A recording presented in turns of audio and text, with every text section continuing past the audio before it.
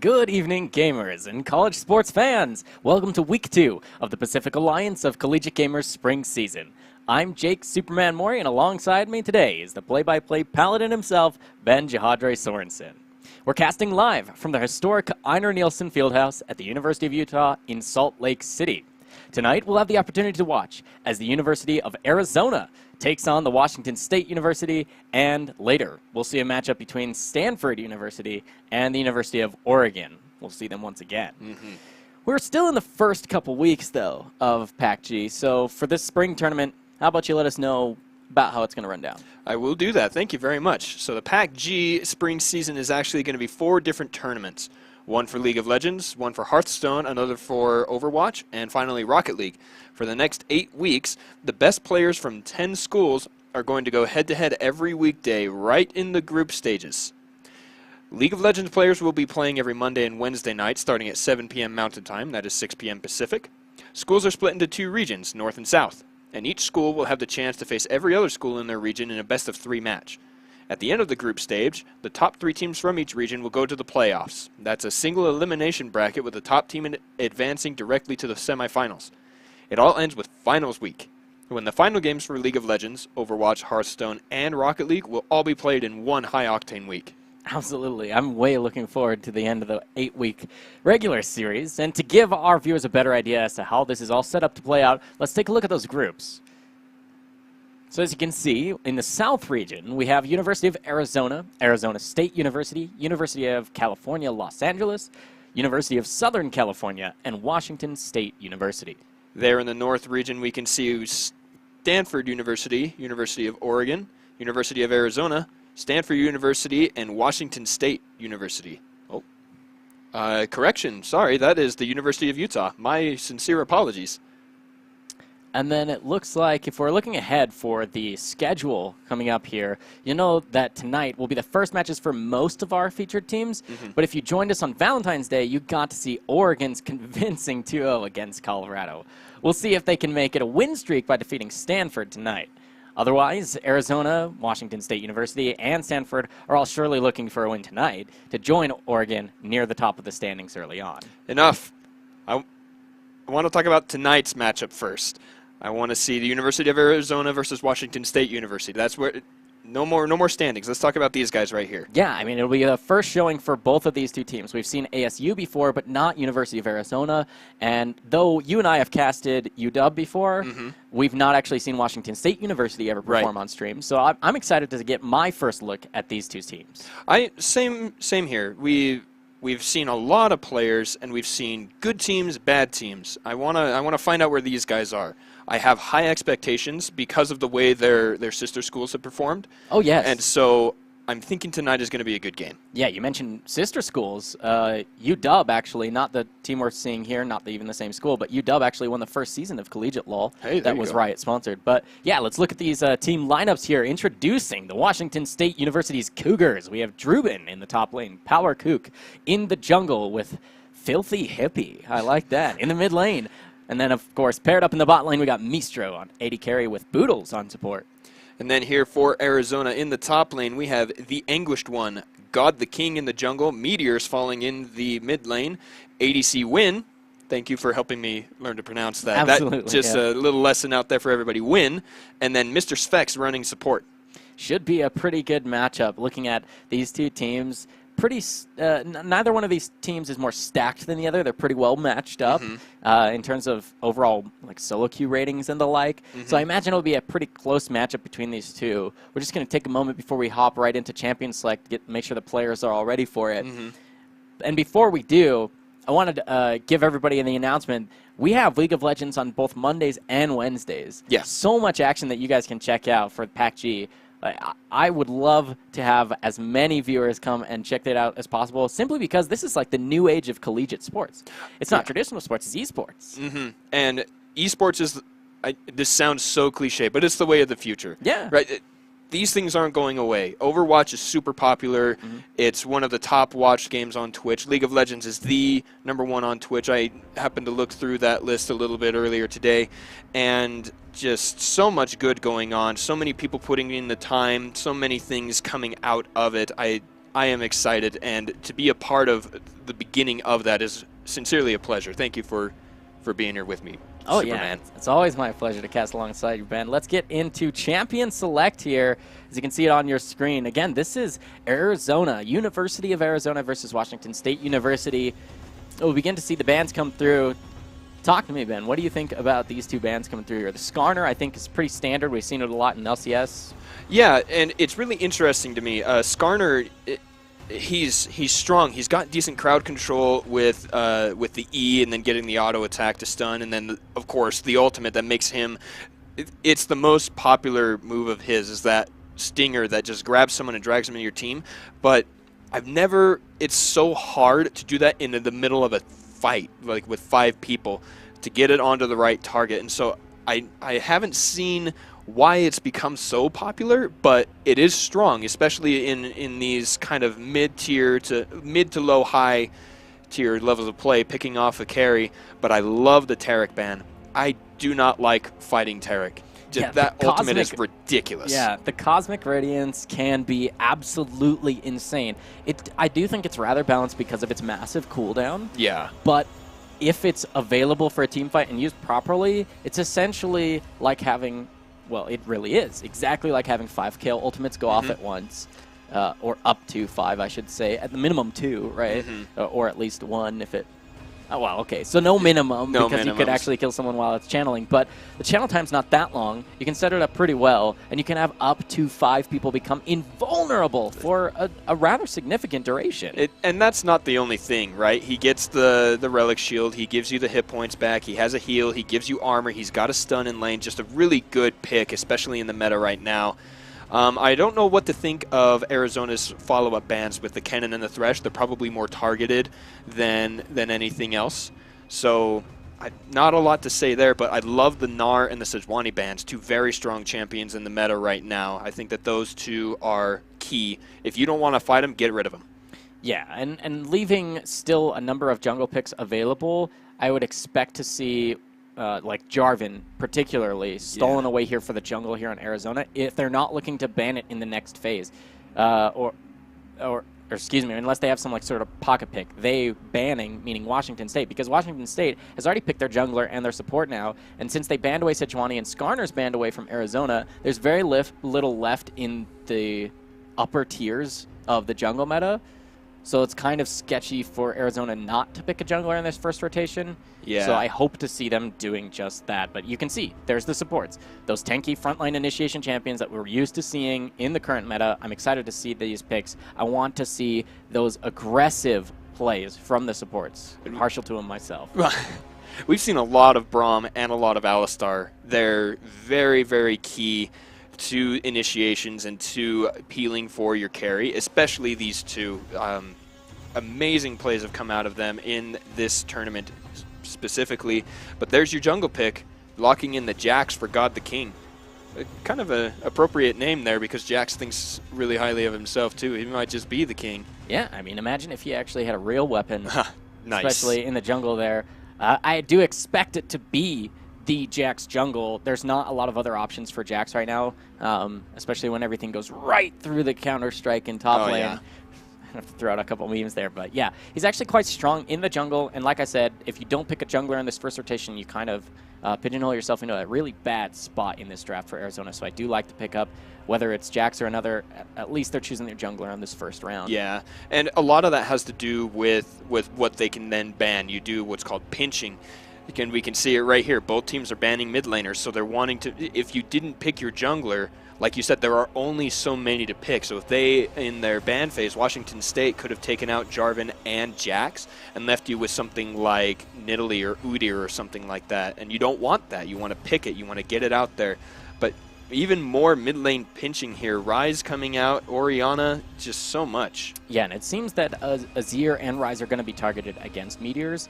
Meteors here, those are some of his top lane champions. He's very strong on the AoE mages. Banning out the Orianna kind of tells me that if that's not just like a comfort pick for Filthy Hippie, it's a decent ban overall. Orianna going to be strong regardless. But more importantly, she can be very strong into a lot of otherwise comfortable AoE mages like Azir and others, where you're hoping to ban that away so that you can play a comfort pick. I am not sure which that'll be.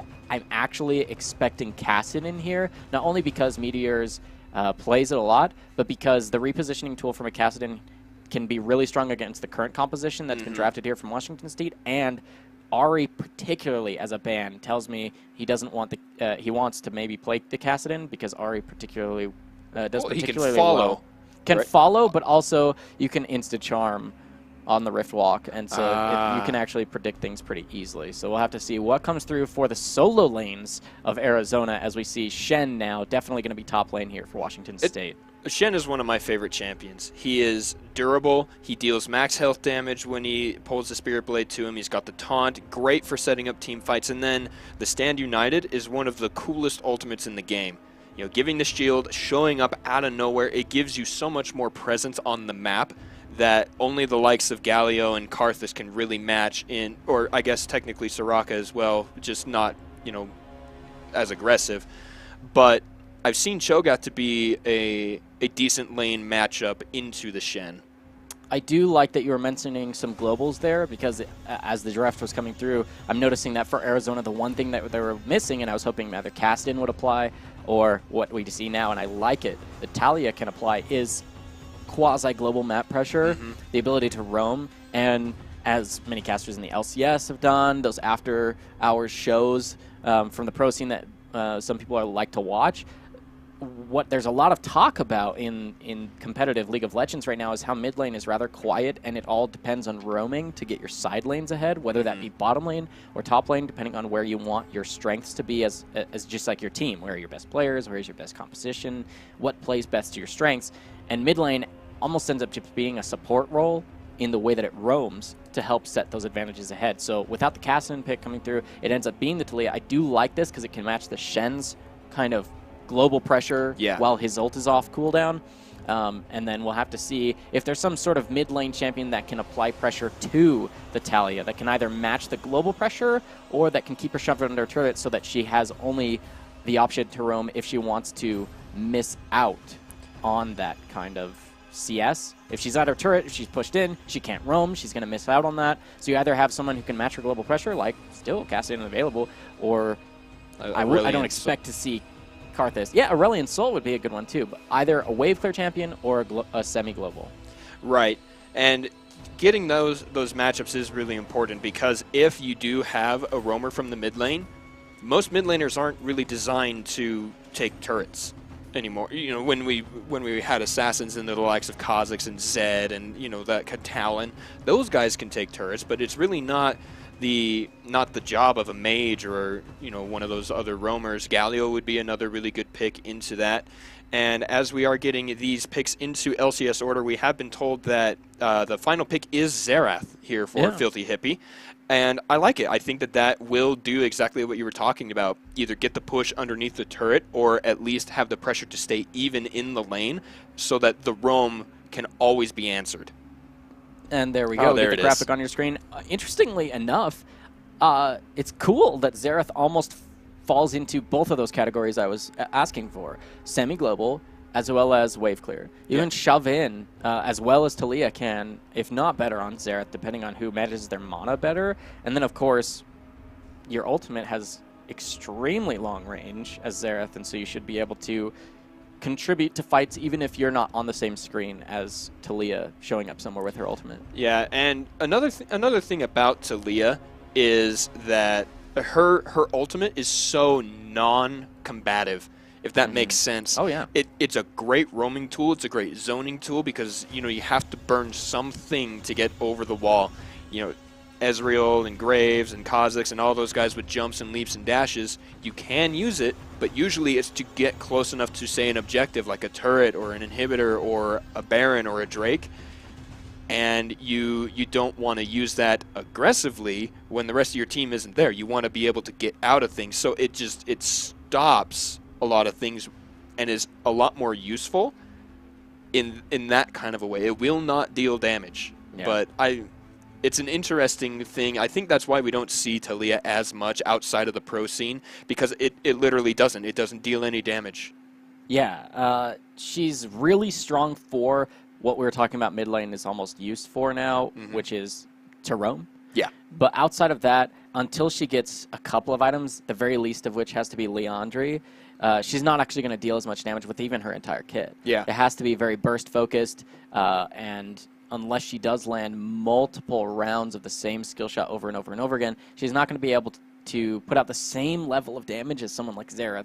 Not even close. And his is much more reliable and further range. So in terms of just the damage potential, you're absolutely right. Xerath takes the cake here, bar none. But hopefully the reason they picked Talia is precisely for the reasons we were talking about. Yeah, get objective control. Yeah. Stop those Drake invades. Stop the Baron steals. Stop everything like that. Just section off the map. That's the biggest point about it, is you can literally decide where your opponents can and cannot go. And what I do like about the composition that Arizona drafted here is that I just mentioned for Talia, most of her damage relies on comboing things, a lot of burst front-end damage. And because it's essentially skill shot based, I like that Arizona put together a lineup. You got Cho'Gath, Jax, Varus, Alistar to be up with this Talia. All of those other 4 champions have immobilizing spells. Not just crowd control, like a slow or something like that, but immobilizing. You are stuck in a spot. Definitely Talia, if she's prepared for it, can follow that up and knock you where she chooses. Right. Deal her damage how she pleases. And this kind of composition, a lot of tools that can have that kind of synergy to bring them to the next level where they would otherwise be weak. Right. And that it's interesting you bring that up, because there's almost as much on the side of Washington State, because you have the Xerath stun, you have the Lots of concussive crowd blows control. from Braum, you have the taunt from Shen, and then Tristana doesn't have one, but then you have Zac. Just the knock-up from the elastic slingshot, the possible stun from the stretching strike, and then the let's bounce. It's all over. I think that's more the name of the game than anything. You know, we talk about roams, we talk about engage, we talk about crowd control. Crowd control has to be, I think, the #1 thing you need to draft. Yeah, and both these teams definitely have it. I think the damage threat is a lot more widespread for Arizona than it is for Washington, because as you'll see now on to Summoner's Rift, checking these compositions, there's 2 damage threats, precisely 2, and no more. This is an invade. Oh, and the Q does land flash for the taunt, and that is going to be a dead Xerath. First blood going over to Mistro on the Tristana. Faster than you can say ready, set, go. Nice flash taunt there from Drubin. That shows you he's ready to be aggressive on an otherwise just solid tank champion, and they get first blood right on to Tristana. I like this. It's going to do a lot for them to scale their composition into the mid and late, which is where they need their composition to be. It's where it shines most. I just was about to talk about how there's 2 damage threats and no more or less here for WSU. And if Washington wants to do well in this match, they're going to have to focus their efforts on getting Xerath and Tristana, specifically Tristana, ahead. She's going to be the answer here. She has her own repositioning tool, which means she's the one who can deal with the possibility of Jax being a problem, of Cho'Gath being massive. Unless Tristana has items, then those others are extremely scary. There's only so much that they can do to contribute if Tristana is able to melt down that front line. So I like the first blood invade. Really well played. Definitely worth a Shen flash, and especially because they have full vision of the red side start here. Shen can play smartly safe in the first few levels until his flash comes back up, because he knows where Jax started and he knows where Jax isn't going to be, especially because Jax just walked through mid lane. Right, and I was going to commend Arizona for that start. That would have been beautiful. Shen has his taunt first. That is a horrible laning phase spell to start with, and then you know, he doesn't have a flash. He only has the taunt. That means if he gets even slightly out of position, Cho'Gath and Jax, especially with that red buff, can punish it immensely. Unfortunate, though, that Washington State spotted it out. Got a nice ward there. Good thinking, too, seeing that play coming. Yeah, and that's going to mean that Zac here is going to get 3 buffed. There's really no way around it at this point. And if he's going to try and answer, he's likely to get caught out. Surprisingly, Talia is doing a really good job shoving in the Xerath, Yeah, that was a little weird. Is going to be at the disadvantage at just the level 1, but should be able to answer at level 2. These trades in the bottom lane give me a pretty good idea as to how this lane will play out, because Tristana isn't going to have that early damage, and if she takes Rocket Jump at level 2, then her ability to trade is much lower than the combos available from... I think she had Rocket Jump level 1. Didn't she use it to jump away after they got First Blood? Indeed, yeah. She used it to show up and to jump away. So that means now she's at level 3. She's got a point in each. Now she has the kind of trading potential. But with Rocket Jump as one of your first 2 spells, you're not going to be able to trade as effectively as pretty much any other 2v2. Braum's really strong here, and he should be able to block a lot of the damage from Varus. But with those earlier trades, you can see Mistra just taking some auto attacks in these free trades. That's not good. Not just because you don't want to take free trades, but because Tristana right here is more important to WSU's comp than Varus is to Arizona. That's not to say they don't need Varus to be useful. No. It's just that if you only have 2 damage threats instead of up to 4, honestly, for Arizona, you need to make sure that you have this here. But the good sneak here from Zach. This could be a good gank. That was a 3-person jump to get in there. Alistar is stunned 3 times.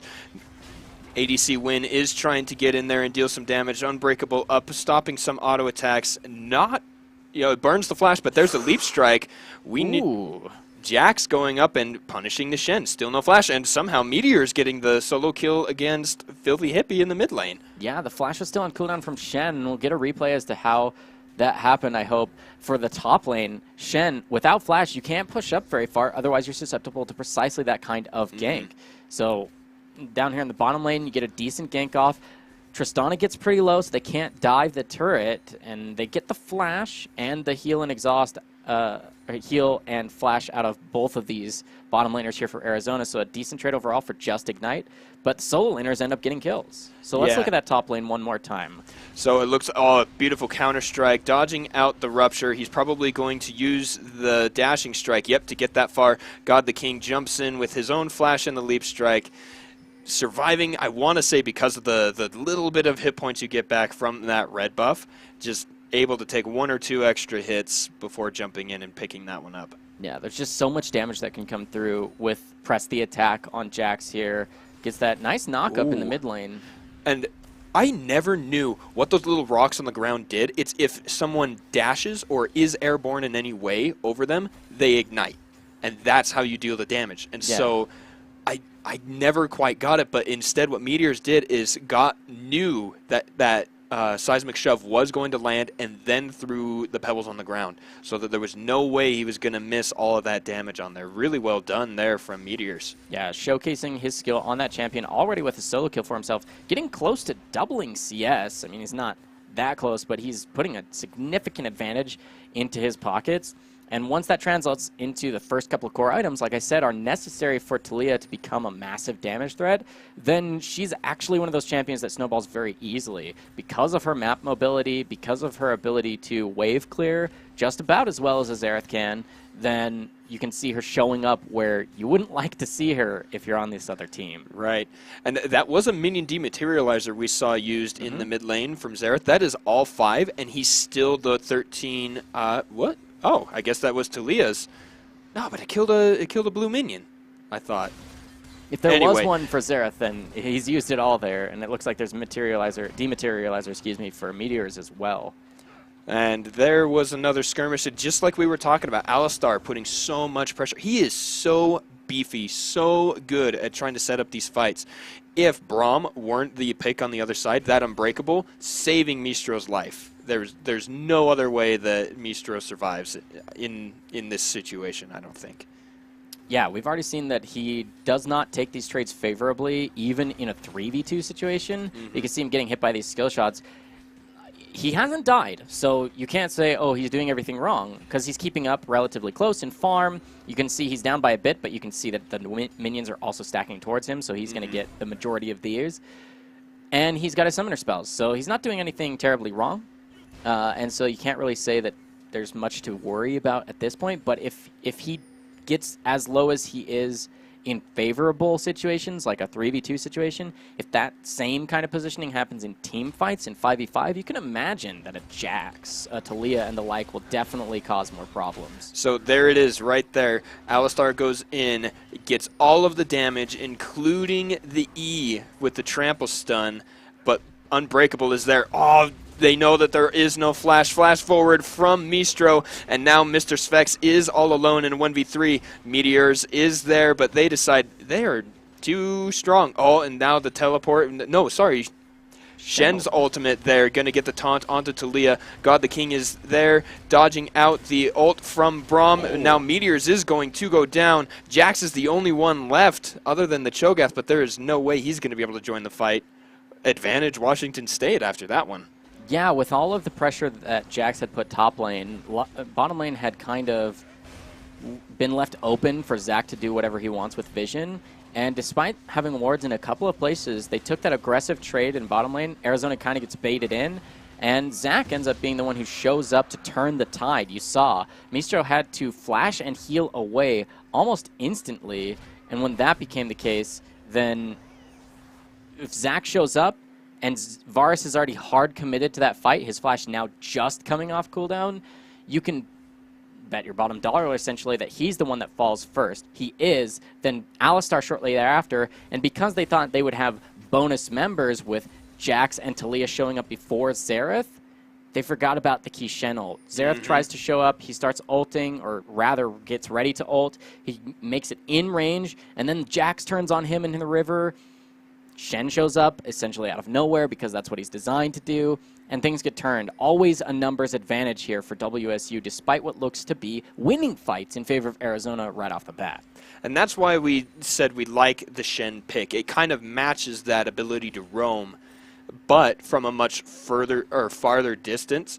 And, you know, you also have the teleport, so you're never really losing anything. But let's take another look here at that team fight, because Zach is going to jump in with that elastic slingshot and get all of the damage. Yeah, there was the heal, and then the flash to try and get that kill secured. Alistar's just about to fall here, the last auto attack, and then you can see Xerath shows up, but right as Jax goes in, the flash way to make some distance, there's going to be the Shen coming in. He gets a nice taunt, puts down the field to block auto attacks, and then nice flash from Meteors to dodge out, but he's just dead to rights, honestly. He's got nowhere to go at all. Already using the ultimate to show up and then flash to dodge one skill shot isn't going to save your life when you're surrounded by 4 members. But well played by both teams. Arizona took fights they thought they could win, forced some summoner spells where not for those summoner spells, there'd be no opportunity for more members to turn things around. But a fight in the bottom lane already. And now Tristana is the first one to go. Zach gets a nice let's bounce, but he didn't bounce them anywhere. Power Kook is going to be the next. They popped his passive in the last fight. He's going to get the stretching strike there. Alistar jumps in and gets the nice knock-up. It is now a 1v3, and that's... Oh, Braum is still alive. Flash forward from ADC win. And turned right back around. 5-4 now and kills. Oh, but he needs to be careful. He gets hit by the filthy hippie and goes down a 3-for-1 trade there. But it looks like Drubin might want some of the Anguished one. Yeah, nice snipe in the bottom lane by the Xerath, and this is just going to be a simple solo kill. Oh my goodness, he does get the flash, and he survives. Dang, nice play there by Anguished one. I'm not sure why you'd want to turn around. Hopefully Talia can get this on her own. The flash burned now from Drubin. His ult is back up, but won't save him in the lane. I think maybe he might be checking around the map or something to see what else he could do, except he jumps in with a taunt. He gets silenced. Rupture does not land, but now Power Kook is there. Zach ready to go in, gets the stretching strike, gets the stun, and the unstable matter. Picks up the kill himself. You know, we've heard this time and again where if you lose your summoner spell in a gank and you don't have over half your health, it's generally a bad idea regardless of if your enemy laner is slow to stick around at all. You have your teleport if you have to, if you feel the need to show back up to get the extra farm. But generally speaking, if you're losing a 1v1 especially, if Shen has pressure on you in a 1v1, don't stick around if you already had to lose your flash.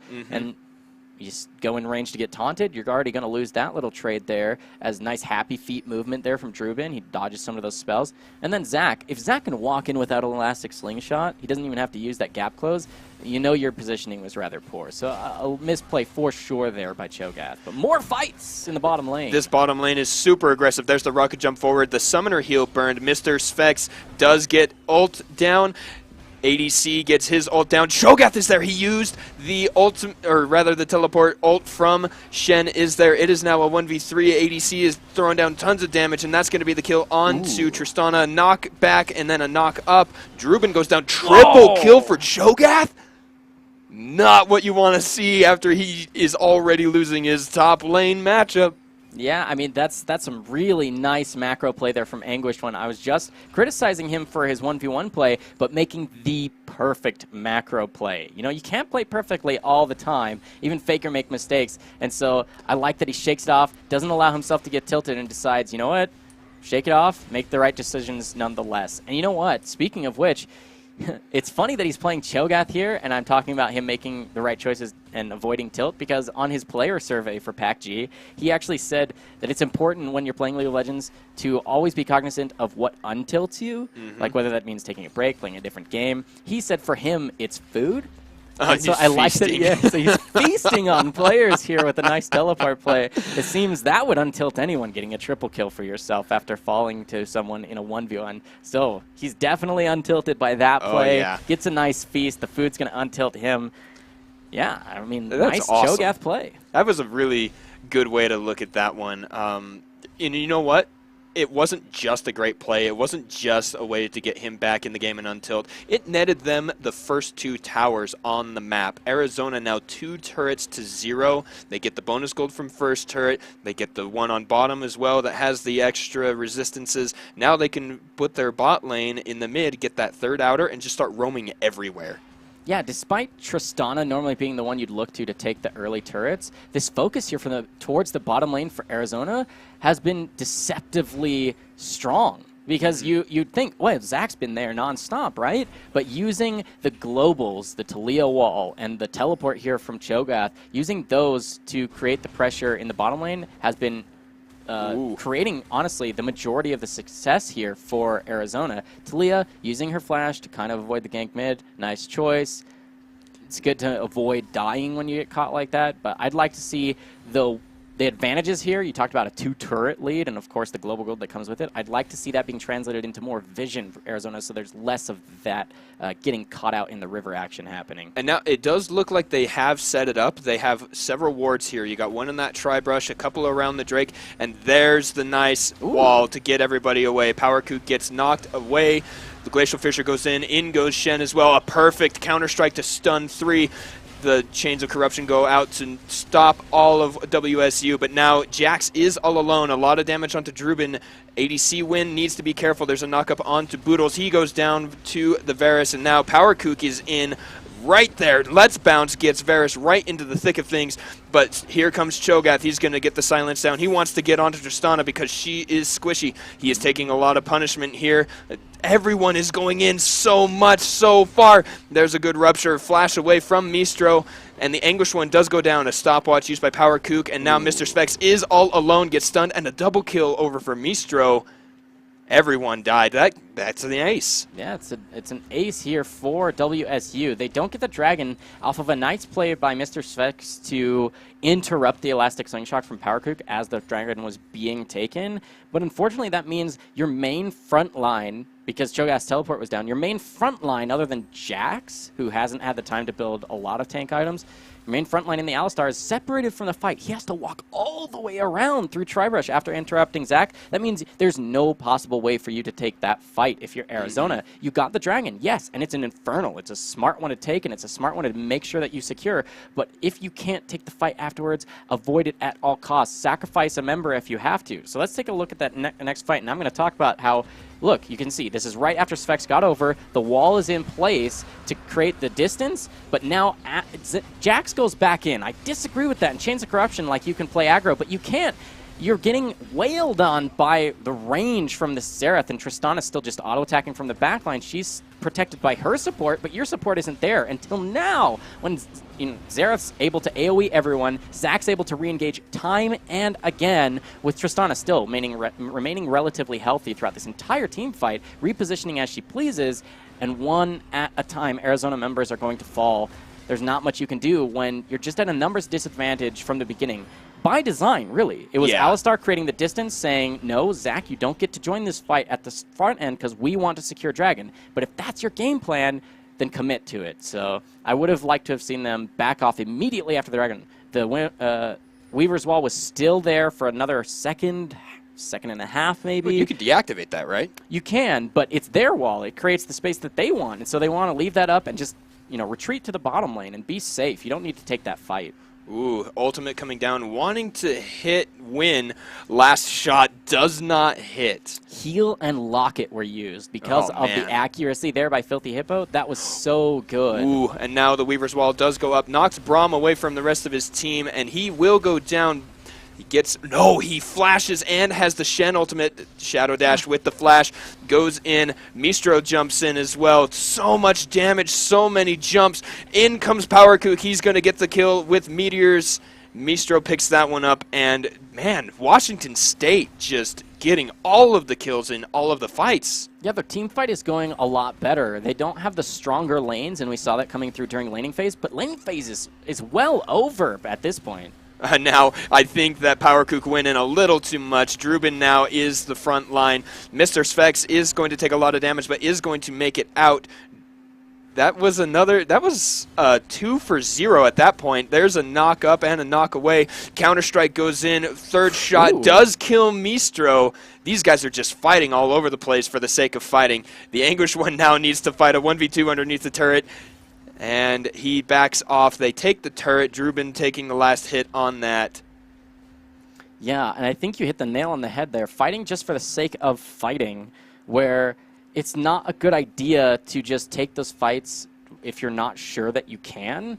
And so it kind of showcased at the end there with Jax going in. Yes, he trades 1-for-1 on Tristana, but that was kind of a chase, a really long chase that you didn't really need to do. So let's get a second look at kind of the lengthy fight that happened here. It started in the mid lane. Oh, man, that flash with the Shen ult was beautiful. And then the flash taunt, Mistro jumps in. Meteors is the one caught out of position there, getting hit with the Zera stun. And then PowerKook hasn't missed a slingshot yet, I don't think. Just landing all of them. And at this point, you just want to back off. You don't want to take a further fight. But then canceled recalls, turning in, and you're going to lose this turret no matter what. You can't take this fight. And then, yes, this is kind of insane for PowerKook to go in because he's going to give his life, but then back off right now. Even if it's just a 1-for-1, then you got a 1-for-1 when you're behind, and that's normally in favor of the team that is behind. But why do you chase here? God the King, you have 200 health. What are you thinking? Mr. Sphex has 200 health. Why are you going in? Yes, you get the heal, and you still kill Tristana, but you just lost 2 people for 1. It's not worth it. No, I agree with you. I think that should have been disengaged a long time ago.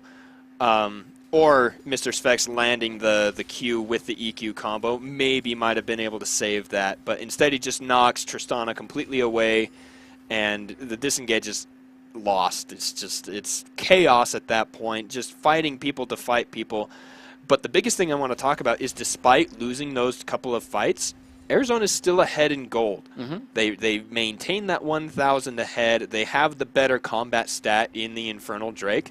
And so I think that fighting is not the best option, but it's a wise one when you know you've got the lead you have, looking at your items, and also knowing you have that extra % damage. So now, with the Dragon just spawning, I want to see a better version of what happened before happen now for Arizona. You mentioned they have a gold lead and that they can take certain fights.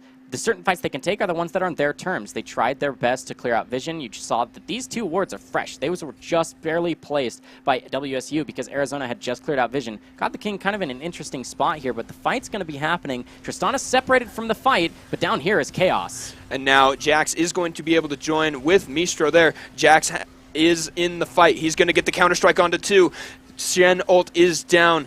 Varus takes the first blood of that fight. A nice knock up there to get the Xerath shut down. Gold for the Anguished One, doing really well. Shen is the next target. He is going to die here. Ooh. And Varus is cleaning up this fight, doing everything he's meant to do as an AD carry, making them win. Nice play, and nice word play indeed, Ben.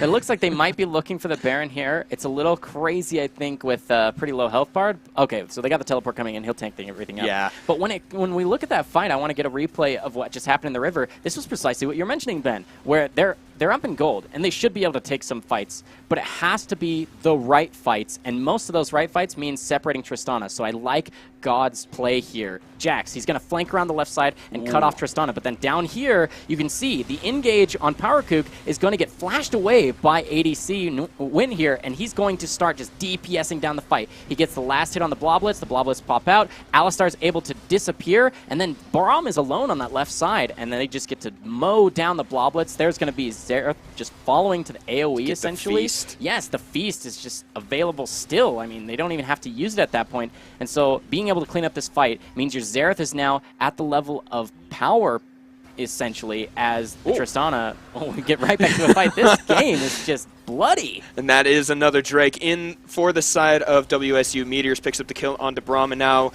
ADC Win is throwing out all of the damage. He gets the ultimate onto Mistro and the kill, and it looks like Zach does make it out. He is on the bot side, got to jump over that wall, but another fight in the favor of Arizona, especially with that Baron buff, key.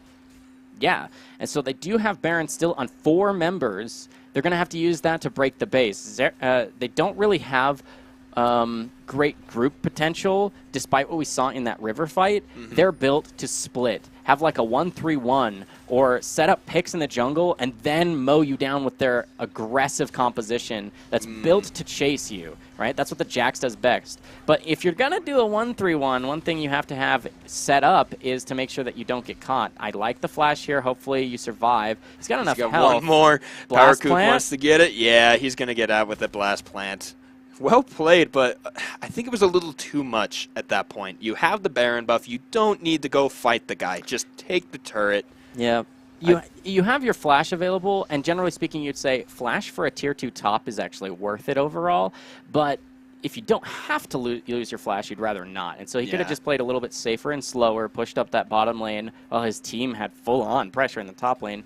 Let's see them regroup. They still got some time left on this Baron, about a minute or so left. I want to see them pressuring another tier 2, likely that bottom lane, and hopefully then they can regroup, reset, double-check those item breakpoints and see if they're capable of taking 5v5s, and if they do, force them. You've got an Alistar. For sure. And something else I want to talk about right now is vision. Priorities for vision. Look at that. The Arizona has all of their stuff up in the top side of the map, and then the Cougars from Washington State have them in the bot side. That's what allowed them to pick up that Drake. They saw everything on the bot side of the map right there in that corner, and that's also probably what netted the kill on the turret up in the top side for Arizona. Just keeping control of the spots that are important to you. Yeah, and what Arizona will have to do is clear out this vision as they move their pressure to the bottom side, and that's what you see them doing. They don't have enough sweepers yet, but what they've been able to do is at least place their own vision to know that they're safe to kind of siege this turret. And I say kind of siege because with the Baron, it becomes easy, but as soon as this Baron wears off in just a few seconds, it's going to be extremely difficult. Varus isn't the longest of range, and no one else here really helps to attack the turrets. It's not like you have a Ziggs or anything like that. So it's difficult to siege these turrets. As Baron buff you see there on the Cho'Gath and the rest of his team, really. It's now worn off. We're going to see what Arizona decides they want to do now that they don't have the Baron. They've won a couple team fights, but some have gone back and forth. It is a 12,000 gold lead, but that doesn't mean you can just win these fights. There's a decent composition from both these. We've seen the Shen turn things around. I'm excited to see how this next fight goes because it might spell either disaster for Arizona or the end of the game for WSU. And here it comes. That's the knockup and the stuns and the ult onto the Xerath. Xerath is going to get the Shen ult, but he will go down. Let's Bounce takes 2 out of the fight. God the King and his teammates are there, and that's another kill. ADC Win is unstoppable, and now you've got your 2 tanks just hanging out inside the base. Boodles is going to get the stun onto the Anguished one, but it doesn't matter. Arizona are going to take the mid turret, and they're going to take the mid inhibitor. Perfect setup there from the tanks and crowd controllers from the Wildcats. Yeah, that really was the Alistar, like I said. Once you decide that you want to take a fight, force it, and Alistar's the best to do that. Nice double knockout. This Counter-Strike does not land the stun onto Mistro, and now the Anguished one is getting dangerously low. He does throw down another Q, and everyone else is dead. Mistro takes the last hit from the threaded volley. Meteors is alive, and they are going to take down the Nexus, trying to get Filthy Hippie. They do get the snipe. Now Bloblets are out. One more kill for the Arizona Wildcats, and that's the end of game number 1. Congratulations to them. Yeah, I mean, nice play there. You're going to see that victory screen come out, and I love the zoom out capability we now have. Beautiful. You can see 15,000 gold lead to end things out. It's pretty convincing. I have to say, pretty good play from both of these teams. Yeah. It's really close. Despite it being 15,000 at the end, that's a big number, and especially in like competitive play, you think 15,000, somebody got crushed. Yeah. But honestly, it was kind of sloppy from Arizona. I would say their biggest problem is tunnel vision. Yes. Is what it looked like to me. And it's kind of hard. I don't want to pressure it too much as a point because they are like mostly melee champions that I saw that from. Yeah, and it's hard to not tunnel if you're melee because you have to either be right on top of someone or try to be if you want to fight at all. And so it's kind of hard to tell what's tunnel vision and what's just trying to be a melee champion. But honestly, it was a little worrisome. We had some replays that we talked about where like Jax and Cho'Gath and Alistar were kind of just playing a little bit too far forward, especially like on re-engages that didn't seem really necessary or even like sure things. And so that will be a worry for me going into game 2 if you're an Arizona fan. And for Washington, you shouldn't be too worried. No. They looked pretty strong. Their laning phase was stellar. It was Their amazing. jungle pressure, honestly, the Zac play was so good. I would love to see that pick come through again. You mentioned he was like never missing his skill shots, and that's really important. Forcing flashes, that gives you so much pressure. So laning phase is really good from Washington. Arizona kind of playing sloppily, but they did pretty well, right? They landed their skill shots too. I liked the Talia play. It's kind of sleeper, but she did a lot of damage, I'm sure, in that match. Oh, yeah, just throwing out those threaded volleys there. What I wanted to see was someone picking up the helm that reduces damage from the same spell over and over Adaptive again. helm? That's the one, the adaptive one. Yeah. No one grabbed it from what I saw.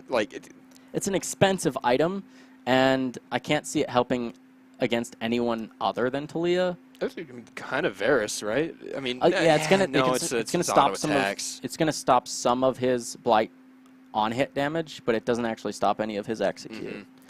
Yeah, but you hit exactly what I wanted to talk about. The laning phase for Washington State was amazing. They need to clean up a little bit on their team fight because that's where they started losing their advantage.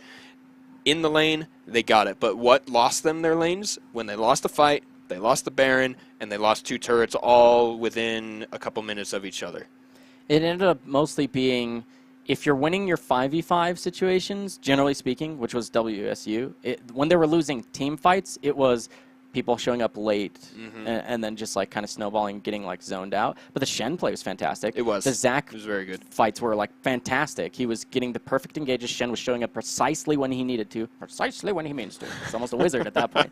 But that's what I want to see more of. It just ended up being a little bit too late or in the slightly wrong position and just more damage, essentially. I think that was the biggest key, is that there was just more damage potential and more damage threats on Arizona's side that, like, a Jax can kill someone, so can a Cho'Gath with true damage. Yeah, it's that bite And then, of course, you have Talia and Varus, who are definitely capable of putting out their damage. But if you just have the Xerath and the Tristana, if either one of them gets deleted or separated from the fight, like we saw that river fight where Tristana's like a screen and a half away from the rest of the fight, you're probably losing that fight overall. Yeah, so precisely. I'd like to see a little bit more of an aggressive either support pick, because you have the engage potential from a Zac and follow-up from a Shen.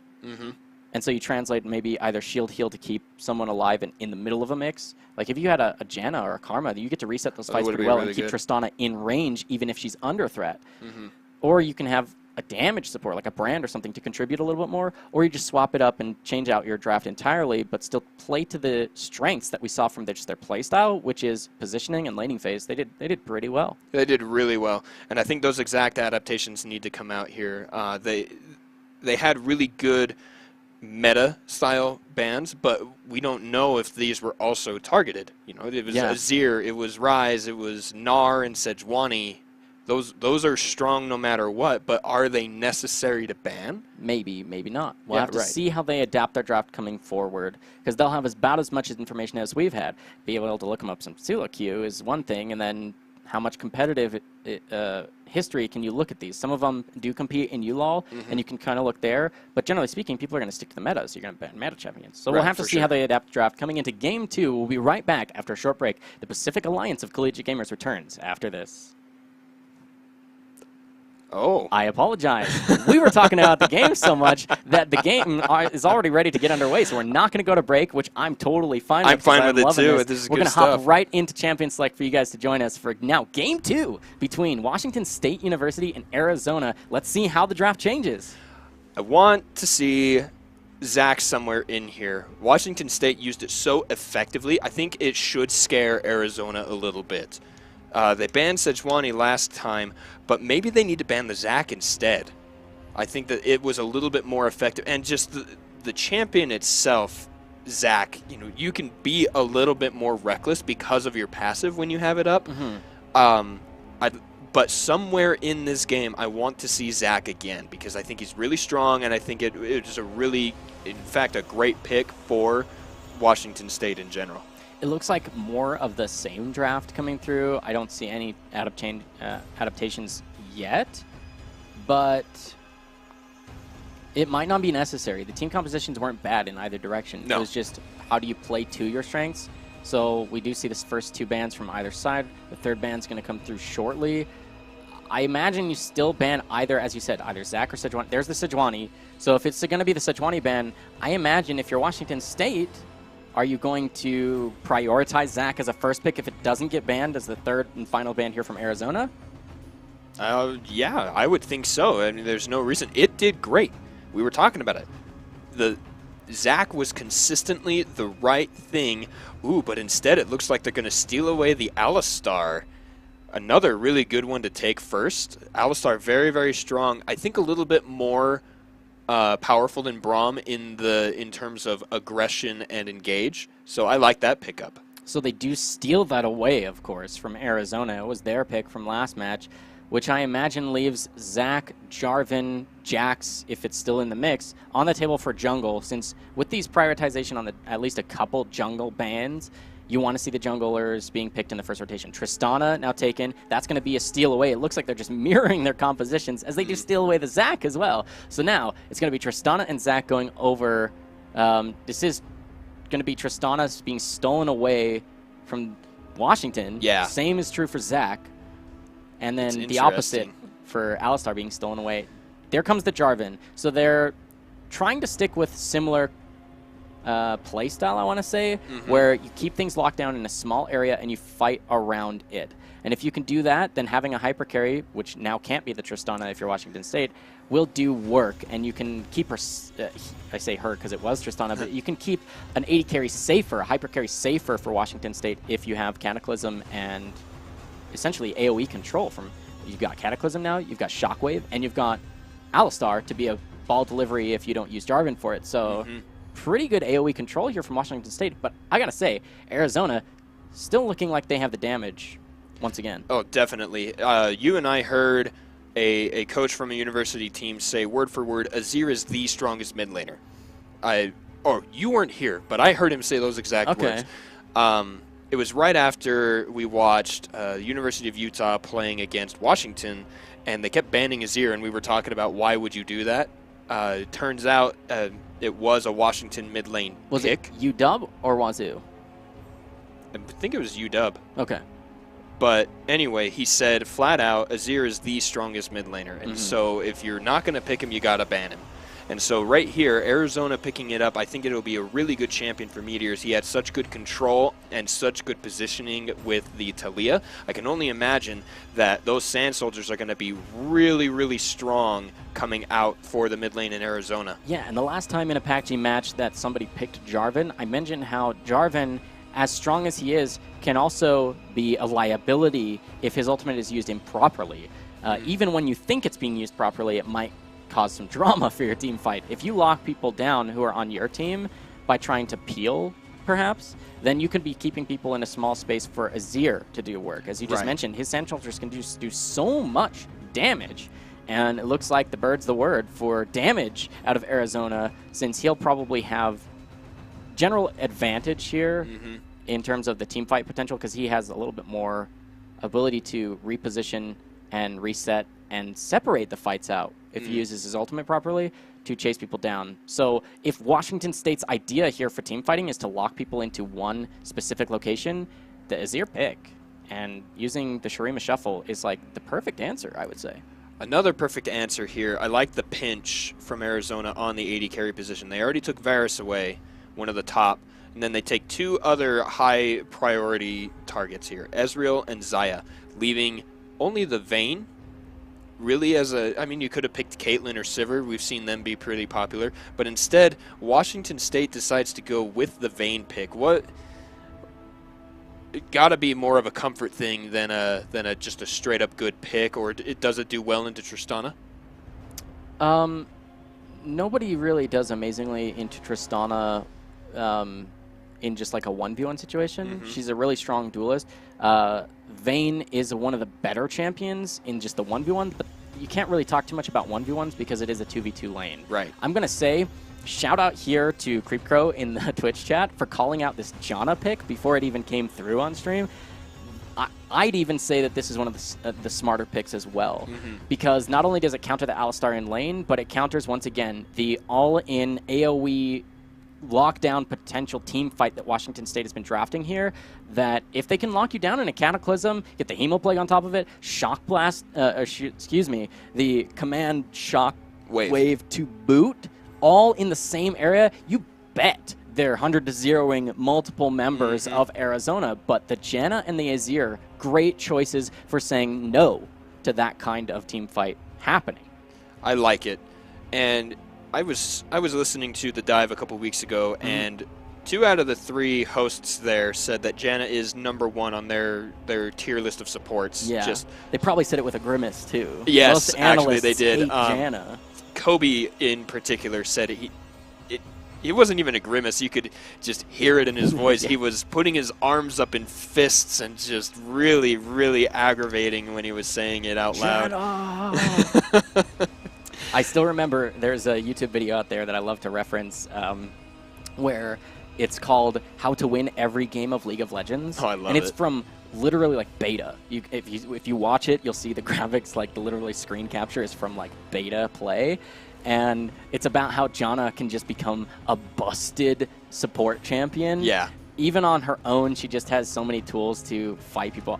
I love playing Janna. She's one of my most played. I'm a dirty Janna player, right? And she actually has a lot more versatile kit than people realize. And you actually, I think that Janna has a very, very high skill floor, but an even higher skill ceiling. And what I mean by that is it's very easy, and people will tell you this over and over, and you'll see it on Reddit threads galore, that it's like, Janna's just so easy, all you do is press E. And to some degree, there's some truth to that, where she's a very easy champion to know what you kind of should be doing, is knock people away with Q, use your E. But people don't really understand the W, and a lot of people misuse the ult. And those are like some of the best parts of her kit. Yes, the E is kind of one-dimensional, and it's easy to use. But how do you use the W? How do you want to use the W? And how do you use your ultimate to make sure you're not ruining fights and that you're actually doing precisely what you need to when you need to? So Janna play, actually, I love to watch because it can be a lot more intricate than people give it credit for. But at the same time, extremely frustrating to play. Oh, it is amazing how hard it is to fight it. I know that we're focusing a lot on the Janna, but just like you said, that Zephyr, that W, it's a slow. It's a huge slow. And it's so annoying. Yeah. Because first you're knocked up after you get hit with the Q. You're giving AD with your shield, right?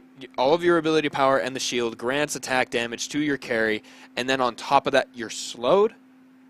That's not okay. I mean, we talked about how you can't really say much about 1v1s between AD carries, but interestingly, as a support player, I love to talk about kind of 1v1s between supports, because you kind of just do get to fight each other in the brushes and be like, no, I want to kill the ward. No, you want to kill the ward. No, I want to protect my AD carry and harass your AD carry, and it's kind of just like the supports play bottom lane while the AD carries farm. What else is new with bottom lane? Right. But with Janna into Alistar, it's actually so disgustingly in Janna's favor, because she can completely nullify Alistar's engage, whether onto her or onto her AD carry, if you use Howling Gale properly. But then, as you mentioned with the W, its base damage is actually really, really high. It slows for a ton, which makes a melee really, really sad. And then because they added the on-hit magic damage with the recent changes to Janna, then you just shield yourself to take no damage from minions, and even if the AD carry thinks, okay, I'll give you an auto back to try and dissuade you, you're like, what auto? Because I already have a shield. I got that And then shield. you're having not only bonus AD, but the bonus on-hit damage from your passive, and you're just like wailing on and getting Spell Thief procs, and you're like, back off, Cal, this is my lane. And it's actually hilarious, because you're essentially just winning the lane for free, because then Alistar, a champion meant to engage, is at like 30% health for the entirety of laning phase, and miserable about it. That would be miserable. Another matchup I do want to talk about is the switch here for the junglers. Yeah. The J4 on Washington State and the Zac on Arizona. Will we see as crisp of Zac play from Arizona? Just from what we saw, was it God of the King? Oh, he was on Jax. Yeah, he was on Jax. Are we going to see as crisp of Zac play from God the King? Or... It's possible. Honestly, I wouldn't even expect the exact same crisp level of play from Power, because even though PowerCook played Zac really, really well, even the best players are going to have one-offs, right? Where they're going to play super, super well and then not do as well in the next game. So I don't want to put Zac as a champion on a pedestal and expect great things just from the champion, and regardless of who's playing him. But God the King played aggressively, and I think that tells you he's not afraid of taking engages, which tells me he's the type of player that's comfortable playing someone like Zac, and so I do expect him to play relatively well. And I do have to say, Filthy Hippie is now my favorite player in this match, flashing that TSM icon from 2017 Worlds. Woo! But other things to think about here, I love Jarvan as a jungle champion. I think that he is super strong. He's got really long range engage if you can land the EQR combo. It's a lot of fun to do that, but I don't know if it was Sejuani was the banned. So yeah, Jarvan was the best pick. I want to see if he goes for the Raptors. We've had the chance to talk about that. Don't, right? Yeah, right? Don't hit your Raptors. You got 4 armor taken off of you. Get your single buff, move up to the other side of the jungle. Just don't do it. Nope, he's going. We might be looking for a level 2 game. Yeah, with this the is red the type buff. of thing I like to see. Red buff into level 2 for mid lane. Here we Azir go. is pushed up a little bit. We're going to have to see. Oh, That's going to be the flash. We didn't get it right on your screen, but you can see the summoner spell down, and if you watch the minimap, that's right when it happened. For mid lane, Azir flash already down only 2 minutes in, and on top of that, that's going to be the invade, at least a ward put down. Jarvan's not... I would have liked to have seen him be a little bit more aggressive. He's got more health than the Zac, and Orianna definitely is going to have the faster roam. The faster roam, plus the pressure of having flash down from meteors. So I would have liked to see contest on the red, but there's nothing wrong with backing off here. And you and I talked either this stream or the stream before about what a successful gank actually means. Getting a kill is not the only criteria for having a successful gank. Burning a flash is immensely useful and very, very, what was the word I was just using? Effective. Very effective as a gank. If you get the flash out or a summoner heal or a barrier, that means you can come right back. And so I think that was really good from PowerCook to, first of all, jump there first. Go against the Azir, who is going to be really good, but I spoke too soon. PowerCook gets first blood with a gank up there on the top lane. Yeah, I mean, I guess it's not the champion. It's just PowerCook playing a little bit smarter than the enemy jungler. You saw last game he had the early laning phase timing for pressure, and Jarvan, of course, really strong at doing that as well, and so there's something to be said about just Jarvan's ability to pressure early. But, man, he's showing up before God the King everywhere, every single time. So PowerCook really doing well to set his lanes up for success. He got Flash out of mid lane, and now he's got assist gold onto... Ooh, my goodness. Oh, wow, what is really that? 37 hit points left on Filthy Hippie. And that's why you gank that lane first. Getting Azir to lose that, that really useful spell. Level 3 on Orianna means there will be a command protect. Really scary. It is really scary. I don't know that I agree with the decision to stay. At least going to get the experience from all those minions going down. Yep. All his cooldowns are back up. Ooh. Making him take a turret shot. This gives enough time, though, for Jarvan to show up. Now, the ward. Smartly, yes, that was just I was just about to say. Smartly, Azir, as he was trying to be aggro near the turret, puts a ward over by the Raptors, knowing that Jarvan, this could be like super good game knowledge from the Azir. Meteors could know that because of the changes, Jarvan's not going to do his Raptors on his first rotation, meaning if you ward over, the Raptors are likely to be there and likely to be taken on his second rotation. And if Jarvan secured top lane first blood, but there's flash for Jarvan, I want to see this. I don't think that they're going to fully aggress. I think he's just trying to help the farm happen. But there it is, actually. He goes in with the EQ. There's the shifting stance, but the flash forward from PowerCook does net the second kill for Washington State. Fantastic play there coming out of the Jarvan. Yeah, Baden smarted, I guess. Although Meteors does have heal available still, so I think it was just can't push enough buttons quickly enough, because if he had got that off, he would have definitely survived and maybe had been able to turn things around onto PowerCook. I think that second part, turning things around, is a little unlikely, but Meteors could have lived there. But again, it would have cost him a summoner spell. So really well played by PowerCook there, trading his flash not only to get what could have been a heal escape, but netting a kill. And that's going to be an assist for Orianna as well. All right, so I'm more interested on how well this first blood happened. And it popped up just like this. Over aggression, Ignite in there with the knock-up. And it was just a beautiful kill right there. I think we need to get back to the top lane to see what happened. And, ooh, wow, were we watching the exact same thing? It's like a replay while simultaneously being a predictor of the future. Another nice gank to the top lane. That's now 100% kill participation on 3 kills here for WSU, setting themselves up for success. But if you'll recall, they kind of got an early lead last game, and Arizona ended up bringing it to the win with the superior damage in their composition. There's a lot more damage for certain, right, here for WSU than there was last game. So I don't think the story is set in stone in the way that it played out last one for Arizona, because the damage threats are pretty equal. If anything, it almost looks like Arizona's composition is what WSU ran last time. They have a lot of damage from mid lane and AD carry, but not really much from elsewhere. But they did make that adaptation I talked about. If you're going to maintain that same type of composition, which last time it was WSU, then you want to have like a shield heal support that can reset fights, Janna being the perfect example. So they've kind of swapped team compositions almost. Not really. It's not really that close to the same exact styles, but in terms of damage, my points stand. Yeah, and I think that the other benefit there, Arizona's top laner wasn't as it was the Cho'Gath. It doesn't have quite the engage potential that Ornn does. Just thinking about that, that Call of the Forge God is huge. It can hit all 5 people, whereas trying to line that up with Cho'Gath is so much more difficult, especially because you basically get 2 casts of the ult from the Ornn. Oh, wow. He's taking a lot of damage, but then there's the first Cataclysm. Oh.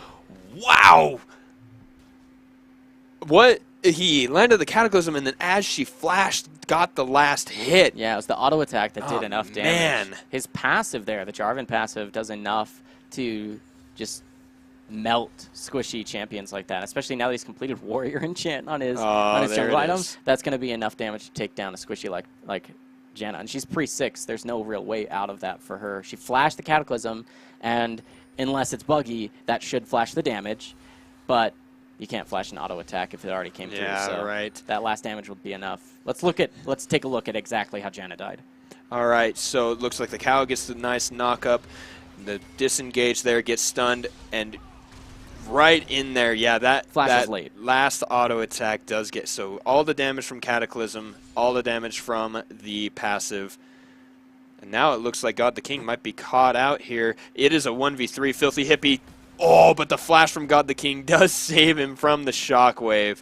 Smart flash, you know. Yeah. That's the only real way for them to keep him out, since Flag and Drag just came off cooldown there for Jarvan because he used it to get over to blue. So he's not going to have that to interrupt the Elastic Slingshot. So nice wait out, flashing the only other displacement tool that would interrupt his Elastic Slingshot. Nice play there from the jungler, God the King.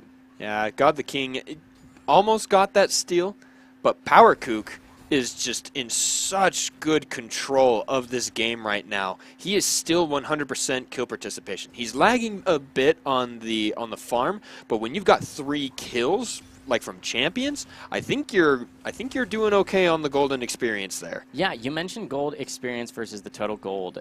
Despite being 4 kills up, it's actually not that much gold separating these two teams. Only 600. That's about 2 kills worth. So you can see the farm numbers heavily in favor almost across the board. Other than the top lane, that's 0-2, right? Then you have farm leads across the board here for Arizona, and a jungle level lead until that last camp just came through for Jarvan. It was still a level lead for God the King, despite not being involved in 4 kills. That tells you that he's not wasting his time, right? Though Jarvan has been able to create pressure, get some kills, and assist, it doesn't mean that Zach isn't doing anything. He's at least staying relevant and staying strong. He's completed his jungle item. He essentially has the same inventory right now as Jarvan, meaning he's just as relevant when this will inevitably become 4v4 to 5v5 situations. And it'll be really interesting to see, because the same can kind of be said of the AD carries. They both have the BF swords, they both have boots, they both have a Doran's item, and that's it. Though we see the CS lead for Tristana. Later in the game, Tristana will have the range and the explosions, but anyone who plays League of Legends and has fought a Vayne knows that there is no counting her out of any team fight ever. Ever.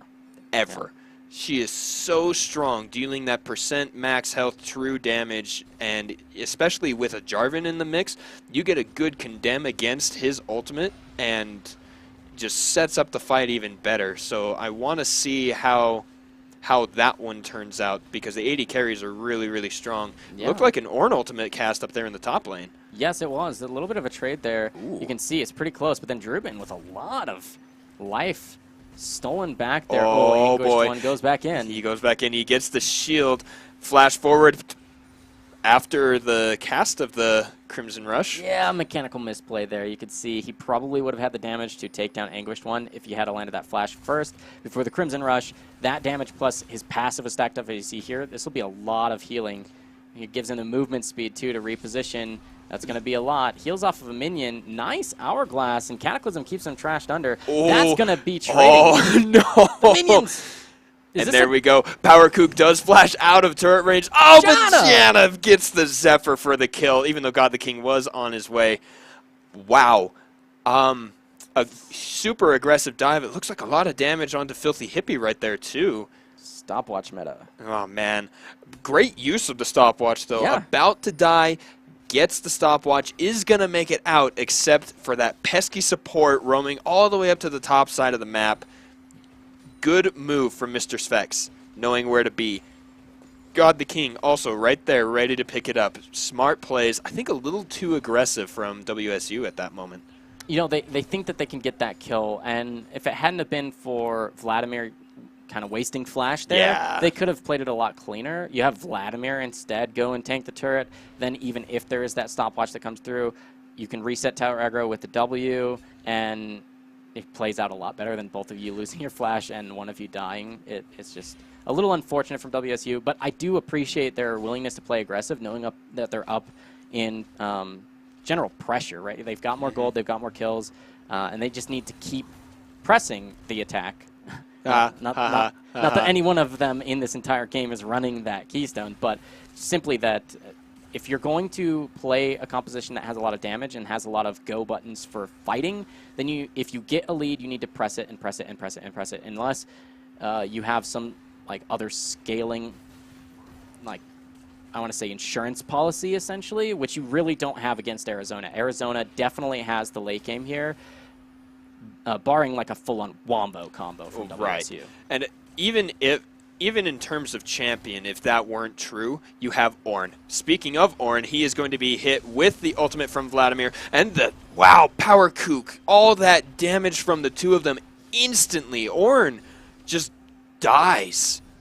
Yeah, I mean, the Hemoplague going to buff up the damage, and then you just have, as I mentioned, you have the Vladimir be the one that starts tanking things up, and then as soon as you want to reset the tower aggro, I think he should have used Pool if he had it available. I didn't get to see, like, leading up to it if he had used it really recently. Nah, he had it available. I don't like using the stopwatch there. You're full health. Yeah. What matters? I'd rather you save that for when your pool is on cooldown and you're in a little bit stickier of a situation. But what can you complain if they get the kill? So 6-1 overall, bringing that gold lead to 2,500 or so. And now this means they're going to have to go ahead to take the first Infernal Dragon of the game, second Drake overall. And you can see they just have the vision control, numbers advantage here already. And beautiful play right here. Jarvan gets the top lane turret with Vladimir. They take that, get the bonus gold, and now the engage is here. Boodles is going in, trying to get the trample stun here. He flashes forward, gets that one. Oh, but a great monsoon. A sombrero whiff there from Filthy Hippie. ADC win is dealing a lot of damage. Power Kook does go down, and now suddenly a lot of damage here. Druben goes in. Meteors does go down to Druben, and so does Mr. Specs. Druben is going to get shielded there, but does go down. ADC win, dealing tons of damage. Filthy Hippie needs to get a command. Protect, but does not. An ADC win cleans up that fight pretty effectively. Yeah, we saw last game that he's capable of playing aggressive with the Varus pick last time. Now his positioning is pretty good. Picks up 3 kills for himself overall. He's now up in CS. He's up in kills. He's going to have those items break points even sooner now, as he already had the static shift for pushing potential. Going to have the ability to build that Infinity Edge very soon after picking up those kills in the jungle. Honestly, it's almost like every single player from both these teams swapped keyboards with the others, and now they're playing the exact opposite. Because what did we see from Arizona last game? We saw the over-aggression, tunnel vision, chase into suicide situations, which is precisely what we saw from WSU. Watch this fight once again. You're going to see here at the beginning, Alistar doesn't even start channeling the ultimate right away and starts walking in. He's down to literally like 0 health when he dies. Janna resets, and he pops his ultimate as he dies, right? And then Janna with the reset, that means Tristana can get the reset hops. And yes, Druben has enough damage. He's lucky that he has the kind of burst potential to get a couple kills here. It's very good that happened, otherwise it's even more of a disaster for WSU. And then, of course, Tristana able to just reset. Flashing there at the end, not necessary, but I like the idea because she doesn't have any MR, and you know that a Morella Nomicon Orianna command attack can hurt, and you don't want to take the risk of giving a shutdown when the team fight went so well for you. The biggest tragedy of that entire fight was the command shockwave on literally 0. I want to say it was on an ally, and that ally just got a little too far away when it was cast. Yeah. So either the death or maybe Jarvan going in a little too far, something happened, and it was cast right on top of no one. And that would have been an entirely different story had that hit even one person. Because we see that finish, Morella Nomicon, and Filthy Hippie had the boots at the same time, but now we have another fight here. Mistro deals a lot of damage, breaks the passive from the Zac. A nice teleport to save that Bloblet, make sure that they will not go down. But now Anguished One is on the opposite side of the map with no Drake and 2 people in his lane with a Rift Herald. Ooh, that feels bad, man. Yeah, the Rift Herald makes that story even scarier to tell, because now they're definitely going to trade this tier 1 essentially, no extra kills, tier 1 for teleport and a top lane. This is going to be a tier 2. They could even try, it's kind of sketchy and I don't think they should, but they could try and like stop some bases here, the Vayne and the Alistar, try and cancel this, and use Rift Herald Shelly here to try and get a little bit more damage here. Call the Forge God to say no thank you, will mean that they're definitely not going to be able to break the base. But you can see just channeling the full-on teleport there for Englishman. He's having a rough game. Yeah, he did is. so well last game. I don't think this is a comfortable pick for him. I think they just were hoping for more. As somehow they catch the Tristana, likely trying to return to base or something. Yeah, and we saw them chasing up there on the minimap. We could see their portraits trying to get in there and deal, stop the bases. They almost got all of them, and Janna just ends up running away, being really quick. And let's see what happened before. Here's the replay. Instead, decides to go in and fight. Oh, wow. Interrupted the rocket jump. Boodles there. Perfect. So good, Boodles. But that was the Aftershock keystone as well that ended up netting the kill, I want to say, because she was pretty out there.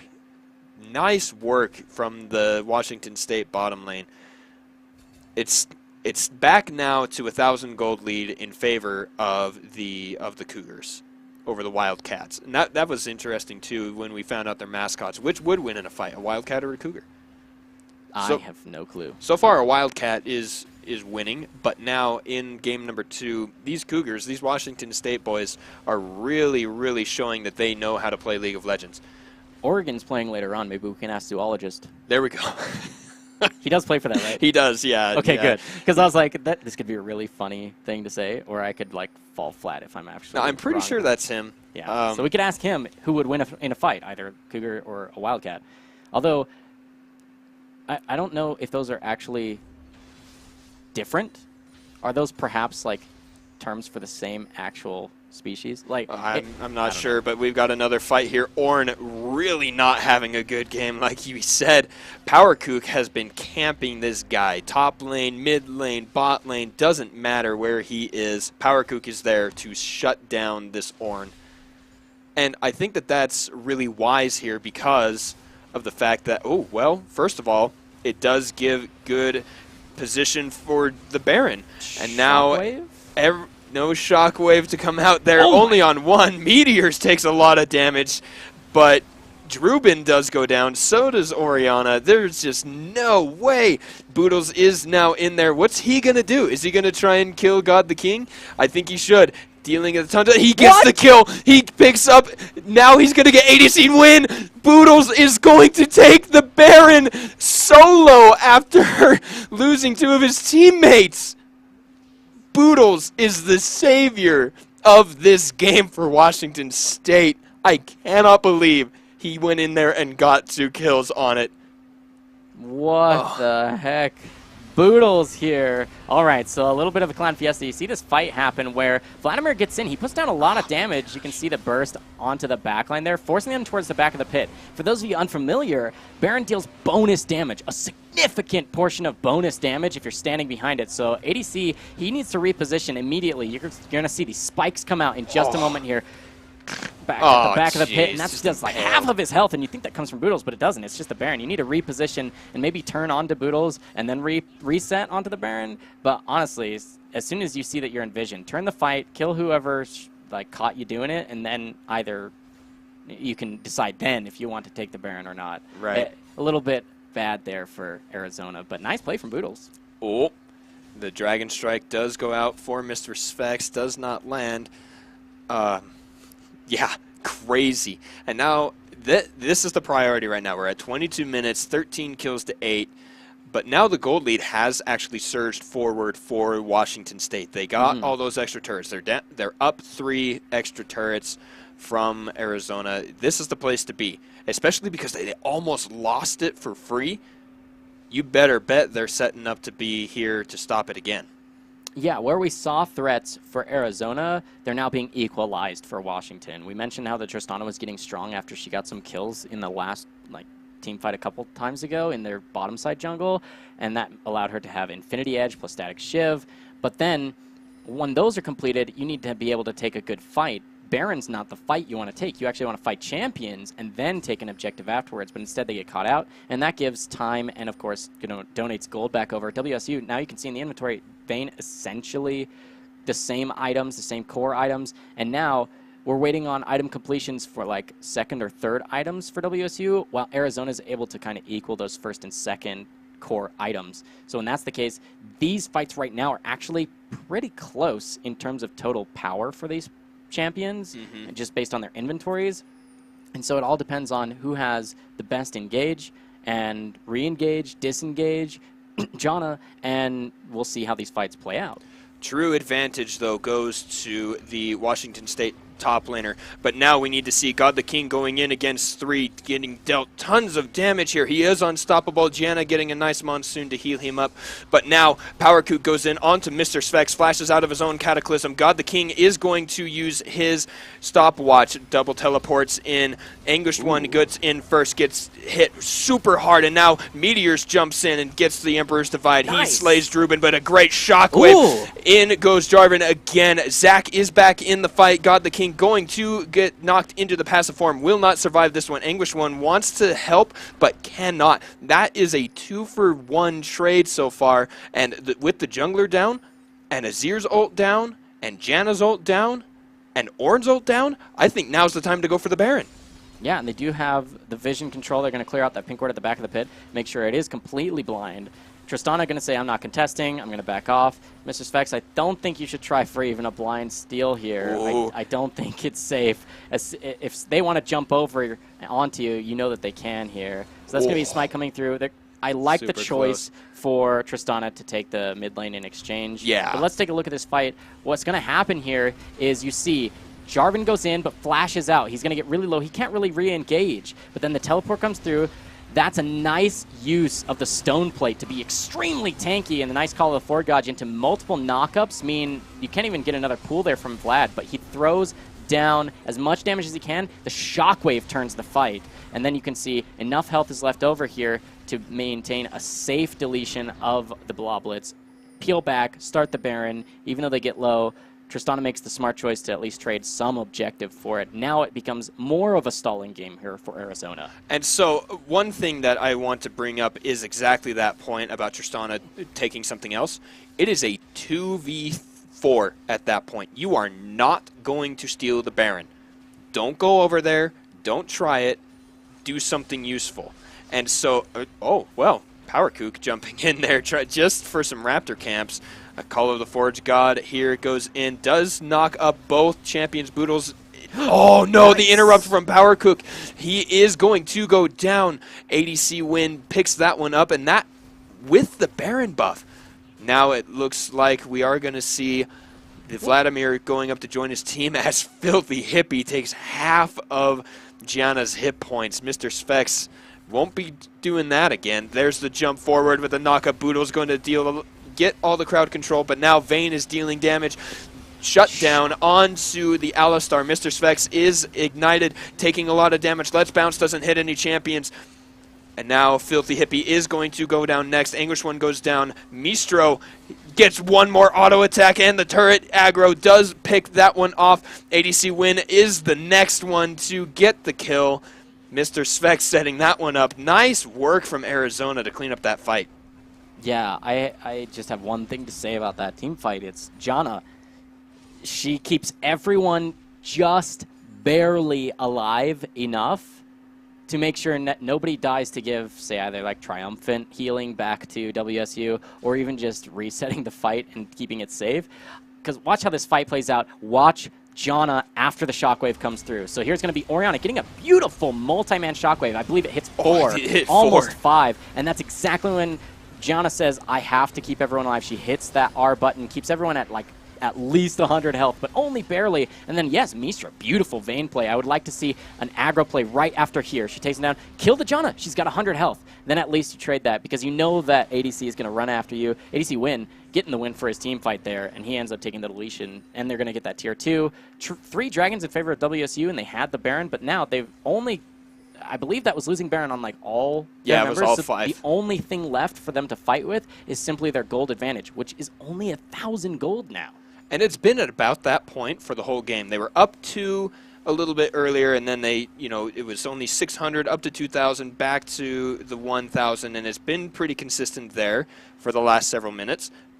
But now it looks like Arizona has the lane here on the Drake, and they get that one pretty much for free. Yeah, and that's just going to be a Cloud Drake. It is the 3rd possible Cloud Drake, so it would have been pretty significant for WSU. It doesn't really do too much for Arizona, but at least it denies it. Yeah. What I would like to see from WSU here is setting up picks. They have a lot of pick potential, a lot of burst potential. Jarvan, even without Cataclysm, he's the full tank build, right? So his job is to initiate.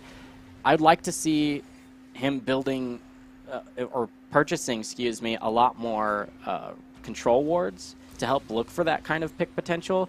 We got 2 broken stopwatches in the inventory still for WSU. If Oriana's not building an Hourglass, I want to see it gone. Sell that. Get a couple control wards. Same thing true of Jarvan, and I think hopefully more true because you don't want to see an Hourglass on a Jarvan. But this could be a good engage. Oh, but a good disengage there from the Emperor's Divide. But now the Hemoplague does go down. Zach is left all alone. Meteor's going to take a lot of damage. Drubin does go in, gets the Tides of Blood forward, uses the Proto Belt, and gets the kill onto Mr. Svex. Mistro slays the Anguished One. Drubin does get his Hourglass off. Flash forward from Mistro. Gonna get 2 auto attacks onto ADC Win. The speed ups there.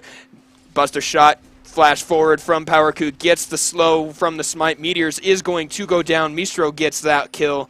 And this is the aggression that needs to come after winning a fight. Yeah. After losing a fight, I should say. That's the type of engage we need to keep seeing from WSU if they want to bring this into a victory and take us to game 3. They're being super aggressive. They know that it's going to take a little bit of time for Anguished One to show up with a channel teleport. And of course, if you can start the fight on your terms and make the enemy use their disengage tools to no avail, that's really good. So nice. Cataclysm forces Meteors to back out, but you can see Hemoplague hit a couple people. That means Drubin says, I'll take this fight. He runs off 1v3, meaning it's a 4v2 on the downside here with the front line remaining here from Arizona. WSU is definitely going to be able to take that fight.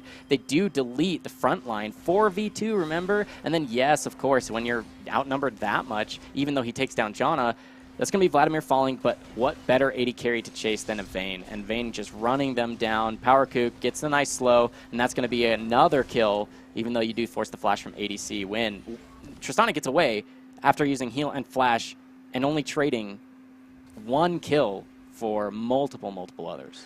There was something I missed the first time we saw that. During the replay, we saw Jarvan flash to get to his Damascene standard. I think what he wanted to do at the very end of the pole, you can flash and extend the knock-up. I think he was trying to hit Azir with that.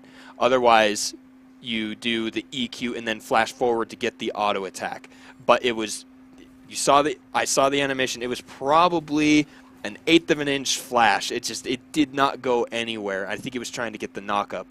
Yeah. It would have been a lot of fun to see that. You can make sure that if you flash mid flag and drag, that if your champion model collides with their champion model, you will get the knock-up, even if it's not even in the trajectory you were originally on. That is a mechanic you can play. Regardless, just getting the slow in that situation from Aegis there ends up being enough. But there's a nice Cataclysm, going to knock him into a couple of members. Oh, but that was sick. The Redemption healing so much. And this is a split fight again. God the King has to flash, but now he's going to leap right into a Filthy Hippie. And Call of the Forge God hits no one. Drubin goes into the Zhonya's, and now he's going to be in a 1v1 that he's been winning the entire game. Mistro on a rampage picks up the kill on Zach. Anguished One needs to be out of there. And now they're going to take this mid lane turret. Yeah, the engage with damage wins out. That's what we saw as the name of the game last time. Slowed. And now it's the opposite end. It's Washington who end up coming forward with engage tools with a lot of damage. Enough of a front line to just be able to take fights, but then, of course, being able to deal damage necessarily. What is he doing there? The idea for Anguished One here is actually smart. He's pulling them away from the base, trying to stall out the match. There's still 15 seconds on a couple of members. If he can at least stall this out, he stops them being able to end the game. Whether or not they could otherwise is a different question, but at the very least, you buy your team some time, and you try and at least stop like the minions so that they can't keep aggressing. The bad side here being that you can't really escape, and Baron is on the table. Now, see, rather than give the death, I would have backed and went to clear the bot lane myself. Instead of waiting the 10 extra seconds for ADC Win and Mr. Svex to go and get it, and then dying as well, and surrendering their Baron. Instead, give up the Baron. You've already lost the mid inhibitor. I don't think that they were capable of ending the game. You still have both your Nexus turrets and your team coming up. I think it was slightly unwise to go that route. decent thinking, but I don't think it was perfect. But let's go ahead and take a look at what caused all of that. That great Cataclysm onto Mr. Sphex, and now it gets hit by, we saw just how much that Silver Bolt dealt. Here on the other side, though, Drubin just massacring the other side of this fight. Anguishwan not able to do anything with his ultimate. Just really, really unfortunate here. Yeah, I mean, that team fight was really just Vladimir running away from it. It ended up being good that they banned it in Game 1 because coming here into Game 2, leaving that open, we're seeing why it was banned out. Drubin on this champion is just taking the game by storm. Yeah, for sure. And there's a reason Vladimir gets played and banned. He's seen a lot more popularity recently, and he is so stinking hard to kill while dealing so much damage. Speaking of tanky, there's everybody jumping in. Cataclysm with the Monsoon and everything. Anguishwan is still alive. In fact, Mr. Sphex picks up a kill, and now the God King goes in 1v3. He is going to survive, and ADC Win gets the kill onto Drubin. There is the kill for Mistro. He does have the Guardian Angel, and he might go in. No, he gets hit into the Guardian Angel. Filthy Hippie needs to be careful, gets a great shockwave. ADC Win does throw him away with the Buster Shot. ADC Win needs to be careful. And there's the double kill for Azir. It is, wow, 4v3. Crazy team fight underneath that turret. Yeah, 4v3. Nice shockwave at the end there by the Orianna to try and keep Vayne alive. Does keep Vayne alive, but let's watch that fight again because it lasted for quite a while. What happens here is you see Jarvan get interrupted by the Janna. He goes in for the Cataclysm, flag and drag all together, and Janna resets the fight really well. Anguishwan, the first one to fall. Drubin buys some time with his Hourglass, but you can see Filthy Hippie on the backside can only really stay at max range here. Mistro tries to be aggressive. This was the mistake, is playing so far forward that she has to use heal and is definitely going to lose Guardian Angel. Now, Filthy Hippie uses this window of opportunity to say, all right, multi-man shockwave, and tries to reset the fight, but during all of this, Meteor's on the wing, able to just say, Sand Soldiers, do my bidding! And he takes the fight. So it ends up being a 4-for-3 overall, really bloody on both sides. And they lose the Nexus turret, so not a complete disaster by any means for WSU. They take a Nexus turret out of it, get the Dragon on the back end. So now they're up to 4 Dragons, and Mistro's still alive. Just lost the GA for that fight. Yeah, that one extra Baron buff that is still on Mistro is going to be really important. It looks like they're all going to gather here on the bottom side of the jungle, and I think they're just going to push that same turret. They need to be a little bit more careful, I think, because the Guardian Angel is down. But other than that, it looks like they've got most of their tools. You see several flashes still, or not several, 2 out of your 5 flashes, but on key members, Vladimir and Jarvan, their flashes are going to be critical for getting the engage and the initial damage onto the fight. Yeah, and you can see Baron buff just timed out on Vayne, the last member who had it. So they're not going to have that kind of siege capability that they were hoping for. You still got supers in mid for just a little bit longer, and you can see Vladimir, the main man. He's kind of trying to create that pressure over there when the rest of his team is pushing this bottom lane. They don't have a wave for another 30 seconds here, so Vlad's kind of alone and hopes to draw enough attention that they can stall, but I just actually don't see the possibility of a really winning engage here from WSU because they don't really have that. This isn't even a cannon wave, and now there's not pressure in mid lane either. Vladimir's really separated. This is where Arizona, if they felt comfortable, ought to be engaging. Yeah, for sure.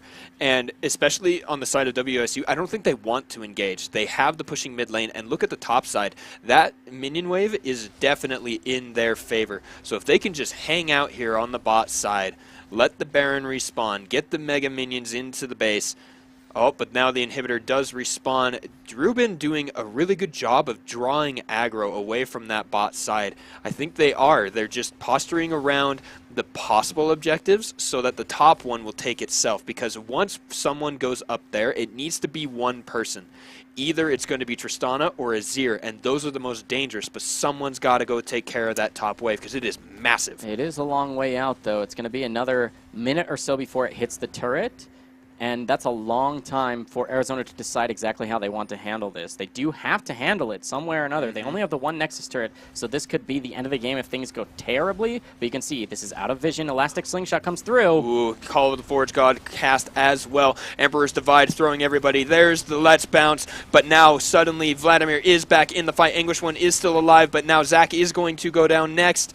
Drubin has to pop that. Zonia's Anguish One is dead. Meteors is still very healthy, going to deal a lot of damage, but Mistro is there. A shockwave to get the kill there. God the King is still alive. They are going to kill Alistar. ADC Win is alive, but is going to be the next target from Vayne. Gets the kill there. God the King is going to go down next. Double kill there for the Vayne. Mistro proving the AD carry position to be one of the most important. Power Kook is going to go onto the turret, and now top wave crashed. Mid lane is down, and now they're going to take a third inhibitor. There's second no inhibitor. way they don't end the game here. They There's have only the one to. Nexus turret. They've got tons of minions and tons of damage. Well, And there's so the that's a good knock-up, job. and there's the ace. Filthy Hippie picking that one up. Mistro and Power Kook setting him up very well. They are now on to the Nexus. 11 seconds for the next opponent to arise, and that is it. Game number 2 goes the way of the Washington State University Cougars. Yeah, really well played. I mean, you could see that there was just too much damage in that fight. We'll watch it one more time before going to break here. You can see, nice engage. Remember, they have to start this fight right now, otherwise they have to deal with top wave. Vladimir was separated. We can see God the King gets way too low early. Vladimir shows up just in time to catch multiple people in Hemoplague, and then you have basically non-existent health bars. Yes, Tristana's positioning is perfect, but right here you need to turn and attack the other side if you're Tristana. She's, of course, trying to hit whatever she can, but now you've got a 3v3 situation. They kind of get baited on this, and the invisibility from Vayne means she can tumble in, get that first strike off, meaning Tristana is half health from what she even had remaining in just an instant, and then, of course, from here they'll end the game. But decent fight from both these teams. It was really just Vladimir turning the tides of blood. Tides of blood, very good. In this and matchup. you were giving me wordplay props. That's really good. So, awesome yeah, stuff. I mean, excellent Vladimir play, honestly. Drubix did work. Yes, he did. Both in the solo lane situation, then, of course, showing up in team fights when and where he needed to. It's going to be a break for us to let these teams prepare for their tiebreaker. Yeah. It's exciting to see these two teams going head-to-head for our Game 3. We'll be right back with more League of Legends action. The Pacific Alliance of Collegiate Gamers returns in 10 minutes for the final game of this match. Don't go anywhere.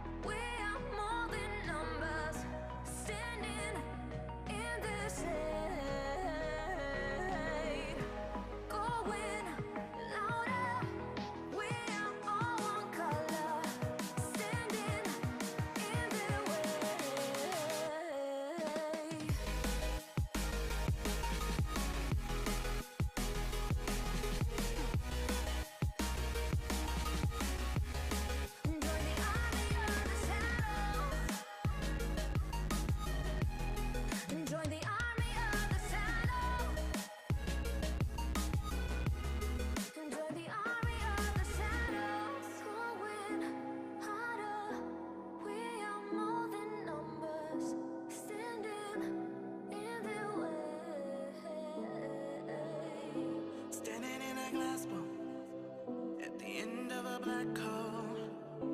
Cold lost beneath the ground. All done by my own hand. I allow my feelings to become sand. Oh, if you're gonna cut me down, better do it quickly now. Now you can cut me down, but I won't stay for long. I'll grow back again. Oh yeah, my roots are strong.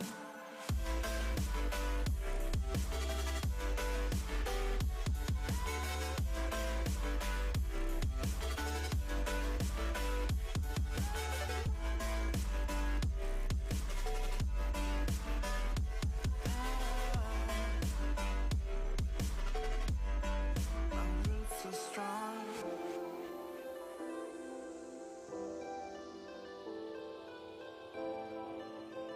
Say the word, say the word.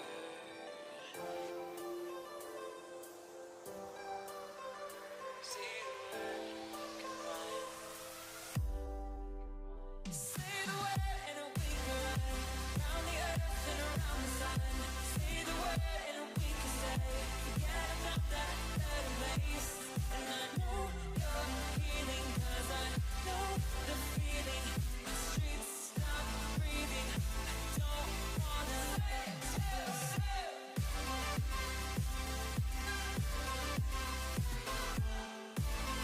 the word, say the word.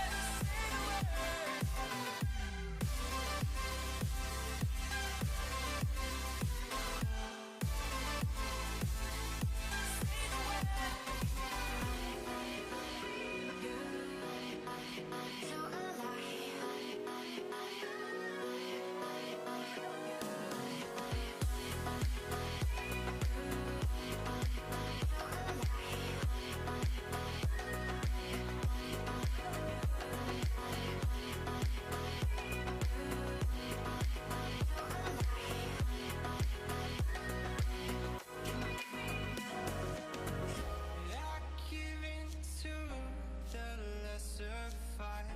My body aches to be. All right, we're back. You're watching the PACG's League of Legends Spring Tournament. We're into week 2 here. This is day 1. We're just about ready for champion select for game 3. Again, this will be the tiebreaker and match point between Arizona's Wildcats and WSU's Cougars.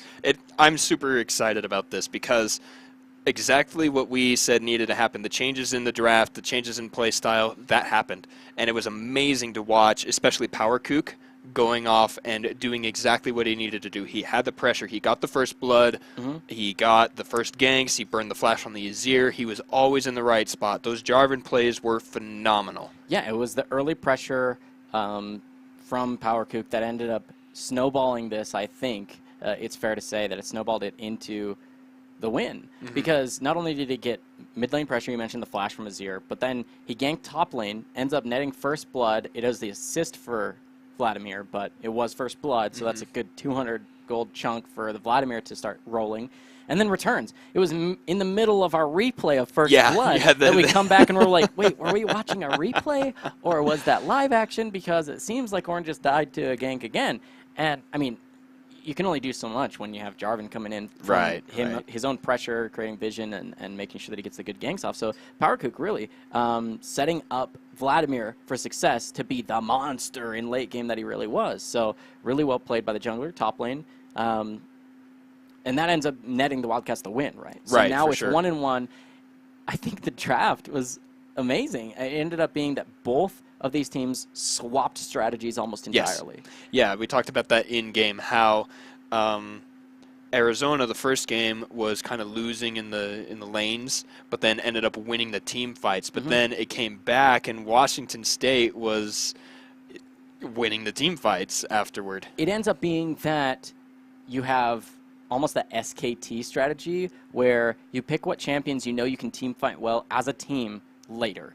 Instead of drafting for win lane, win game, that almost is like the Echo Fox strategy we see now with like Hootie in the top lane just smashing and then snowballing into victory, then if you just say, look, we scale until it doesn't even have to be late game, at least like mid game at some point, or our first teleport play, our first 4-man dive at the bottom lane, something like that.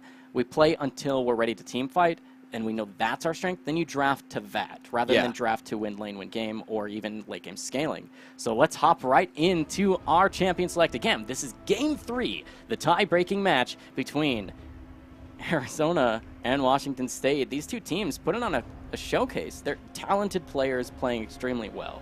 They really are. And another couple things we need to bring up was just how safe Filthy Hippie played with that Orianna that last game.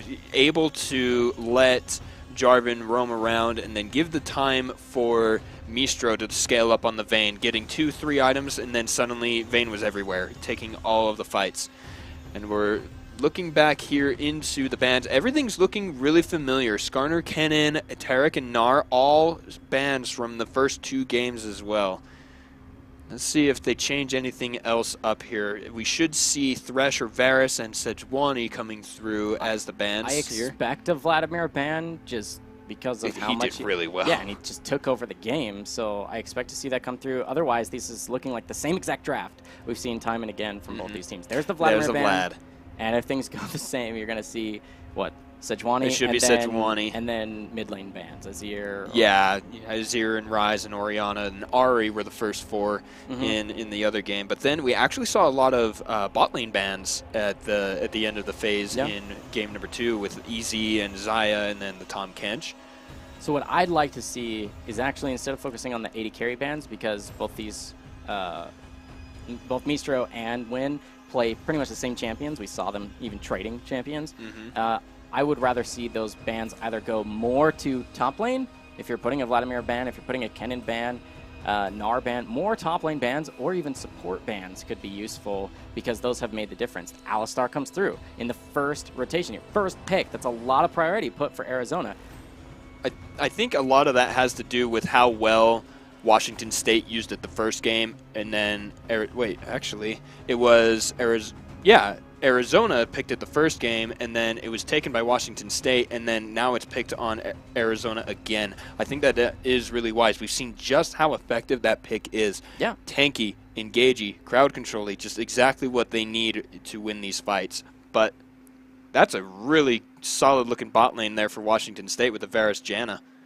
Yeah, I mean, if you get Alistar and win the game, they get Alistar, win the game, definitely want to first pick it. Apparently seems to be one of the substratum picks here that'll just spell out W-I-N here, not the same spelling as their AD carry. But yeah, you definitely want to prioritize it. So bottom lane pick for both these teams now. Junglers likely to be coming through here, and that's exactly what it's going to be. So there's the bottom lane plus jungle. This seems to be your standard competitive draft.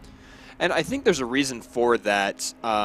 First of all, you want a match, right? Yeah. So if you see the support first picked, you want to make sure and pick your support. But in addition to that, what are you going to put with the support? So you don't get that drafted afterward. You pick both of those. So then when you go back to the blue side, you need to match the AD carry, and then you want to lock in jungler so you don't give a counter pick first thing for your solo laners. Yeah, and you want to make sure that if you don't have some sort of really high priority pick elsewhere, like in a solo lane, that you're not giving that kind of information over to let them counter pick. Red side here for Washington State, so they'll ultimately get counter pick in whichever solo lane they decide to go for, but we can see the bans coming through heavily focused on mid lane, only the one more top lane ban of the Cho'Gath. So that's Orianna and Xerath taken away from Filthy Hippie. You saw his shockwaves last game. Those were incredible. Yeah, they were. Almost, I would go so far as to say, were it not for her shockwaves, her meaning Orianna, if were it not for those, then Vladimir doesn't get to the point. They don't get to scale. They don't get to go so far and win the fights that they need to turn things back around to get to the point where Vladimir takes over the game. Orianna doing her job rather silently, at least in that game too. But Victor, I'm really interested about this pick because we haven't seen him much in competitive play. He's not been bumping back into the meta even in solo queue despite the buffs in the recent patch to his shield, his basic damage. Okay, I'm going to go out on a limb here and say I disagree with it. Okay. In just the face of the draft here, but I don't know Filthy Hippie. I don't know how exactly comfortable he is on this champion and whether or not that's just his pocket OP strategy. But on the looks of things, there's so many other picks that are available that I would rather see come through that are more meta. And it's not because I think people should be meta slaves. It's just that Victor isn't on the top of many lists, whether it's meta or not. He's just not winning solo queue. He's not winning in competitive play. Unless this is your comfort pick and it's really, really strong, I'm really hoping that Washington State has a plan to play around this rather than just picking it as a comfort blind. I think a lot of it has to be with the play style. He played the Orianna and the Xerath, and I think that Victor is one of those get in the fight and fight kind of champions. And so I think that it's maybe to really take advantage of the setup that, especially right here, locking in with that Camille. If you have the Jarvan and Camille ultimates sectioning people off, you have such a focused area to throw all of your damage, because everything is really linear for Victor, except for that Chaos Storm, but it will just deal massive amounts of damage inside the arenas that his teammates are going to be making. But I like the answer in the Kassadin. You were hoping it was going to come out in game number 1. Because it was one of Meteor's champions, right? Yeah, one of his top played. And so I like that he's a similar kind of style where you have to be inside the fight. He's melee range. He has to jump in and everything like that. And so I think that might be a good answer to the Victor. But then I am a little confused about the top pick here with the Jace. I don't know if that was as wise, just especially with the dives that were happening last game. Jace is not going to fare well against another Jarvan camp. He would do worse than the Ornn did, and so I wonder if he's now wanting to be the one shoving up the lane and not being under his own turret. Generally speaking, Jace is going to have the early game, first couple of levels, he's going to have that kind of pressure, the range versus melee, his ability to interrupt Camille's jump, knockback. It's a skill matchup, to be sure, between these two champions. Generally slightly in favor of the Jace, just because of the ranged advantage early and poke potential. But in order to be winning that matchup, based on your passive strengths, right, just in the matchup itself, you have to be playing aggressively. Yeah. You're a fighter. The same is true of Camille. You have to be playing aggressively if you want to press any advantages you build for yourself. But what does that mean? These two early game junglers, right, are going to have so much pressure in this top lane. Mid lane, not going to be the case. Both of these are going to be playing relatively safe. It's the shortest lane. It's the safest lane. And then bottom lane, both of these 2v2s have a lot of disengage potential, a lot of safety. So I imagine top lane is where we're going to see a lot of early game action. The Jarvan is going to be there. The Zac is going to be there. And Camille and Jace are just not going to stop fighting. And I like that thought. As we were talking about it, I thought, oh, top lane's going to be like the arena. But then I was thinking that that's a word you can use to describe both the ultimates of Camille and Jarvan. And then it got me to thinking, wouldn't it be kind of a waste to combo the two of them on top of each other at the same time? Because you're already trapped. I mean, Kassadin can get out. You can, if you perfectly do the To the Skies from Jace and all that kind of stuff. But it's just an interesting thought. I want to see them use those kind of side by side as opposed to on the same 2 or 3 targets or so. I like the idea of forcing a Rift Walk from Kassadin off of a Cataclysm and then using Hextech Ultimatum to follow that up, because then Kassadin is forced to remain stationary even if he wants to recast his ultimate. Not only will he be wasting mana to do so because he can't escape the Hextech Ultimatum, but essentially, if you engage first with Jarvan in the 2v2, it's likely that Jace is going to use his knockback. If he uses it then, now you have no extreme way to get Camille out of that. I'm actually not certain of the interaction between Let's Bounce and Hextech Ultimatum. Because he is untargetable. He's untargetable, but if he's channeling it while Hextech Ultimatum has already been cast, and let's say it was cast on Zac, then can he exit it with Camille? I think it would take it with him. That's weird. It's weird. I don't know if we'll ever see the interaction. That's really in this weird. Game, but I would love to know what that interaction is. So if any of you in Twitch Yeah. happen to know let us randomly what happens if you have Zac already fighting a Camille, she uses Hextech Ultimatum on him, and then he starts using Let's Bounce to pull her out of it. if that's at all possible. I'd love to know. You can That hit us would up be in the really chat. good. We'll see if it happens in this game. But honestly, it's not a game changer at this point. What will be the game changer, Ben, I think, will be which one of these fighters can get first blood or hold their flash while winning a trade. Because the flash being down for either one of these is massive. Even more massive, I think, for Jace. Because Jace doesn't have that ability to dash off a wall and just, like, escape if you see trouble coming. So Jarvan, I mean, PowerCook, we saw him perform really well on Jarvan last game. Oh, yeah. Winning the early game, like, for sure. It was definitely PowerCook on that Jarvan doing a lot. So if he can do more of the same and set Camille up to be just, like, massive and super, super scary, that could spell similar win conditions than what we saw in Game 2, which is get Druben ahead, Druben takes over his 1v1 into taking over team fights. And I want to see that as well. That's the point of Jarvan, is getting into the fights, doing the engage, getting the damage, and just the fact that you can build him straight tank and he still shreds armor. His Q deals so much. Ooh, but not looking good here for Camille. To the skies does get a lot of damage there. Camille is going to back. Druben doesn't want to start this lane behind. Anguished One trying to stop it. Give as much time alone in the lane as possible. I like that. If you complete that base, okay, so he does cancel it. Druben, if he actually completes that, he has to use teleport. He falls behind, and then he's down teleport. Now, yes, nice choice by the Anguished One to take that first little trade there, meaning he's going to have that health advantage.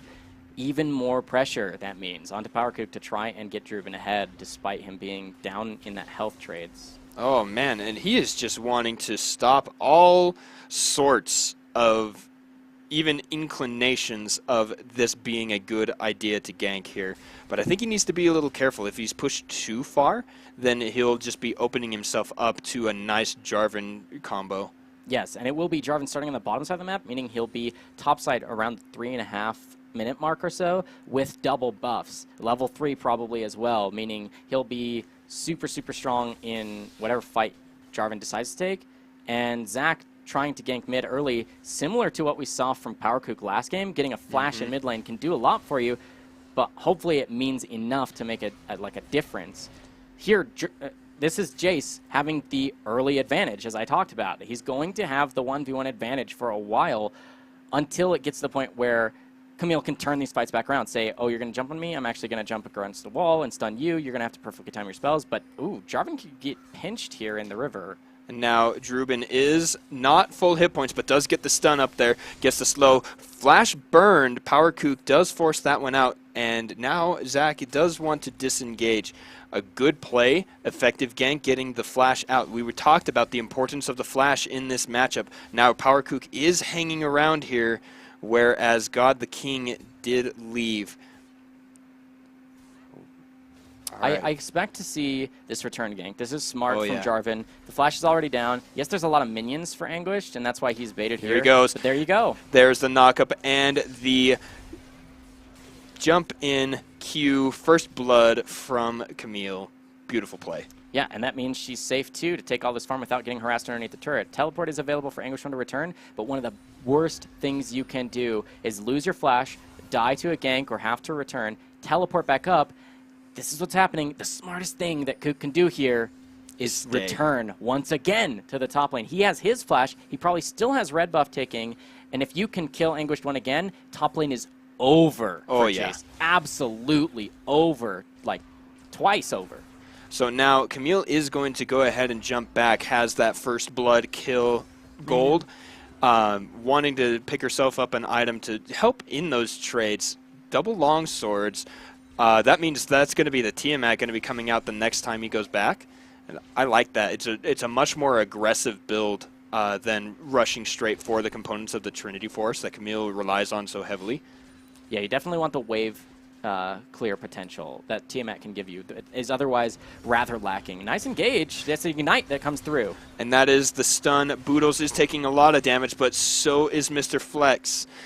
Mikro and Yen are fighting. Win.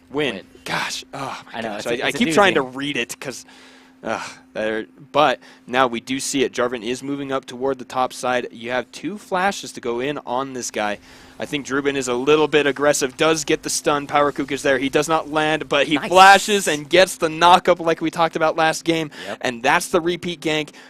And they're going to get really good pressure here on this turret. Yeah, and that's going to be more minions crashing into the turret. That's going to be all golden experience that just can't ever be taken by Anguished One. He's going to fall behind in levels, fall behind in gold experience. He's now down 2 kills through honestly no fault of his own. He just is getting a lot of pressure from PowerKook out of here, and it's not being returned elsewhere by God the King. He got Flash off of Filthy Hippie in mid lane really, really early. Level 2. He kind of what we saw in Game 2 from Jarvan, but now we're not seeing the same from God the King. He needs to show back up. He's got a nice invade to steal some of that farm and experience away from PowerKook, with PowerKook spending that extra time near the top lane, getting stuff for it. Now we need to see more than just invade farm taken away here for Zach, especially if he's going to get spotted out. Yes, he does. Oh, he does get spotted out going over the wall, but he's going to elastic slingshot out. We can see it all on the minimap, and then get the blast cone as well, meeting up with Meteors in the mid lane on that Kassadin.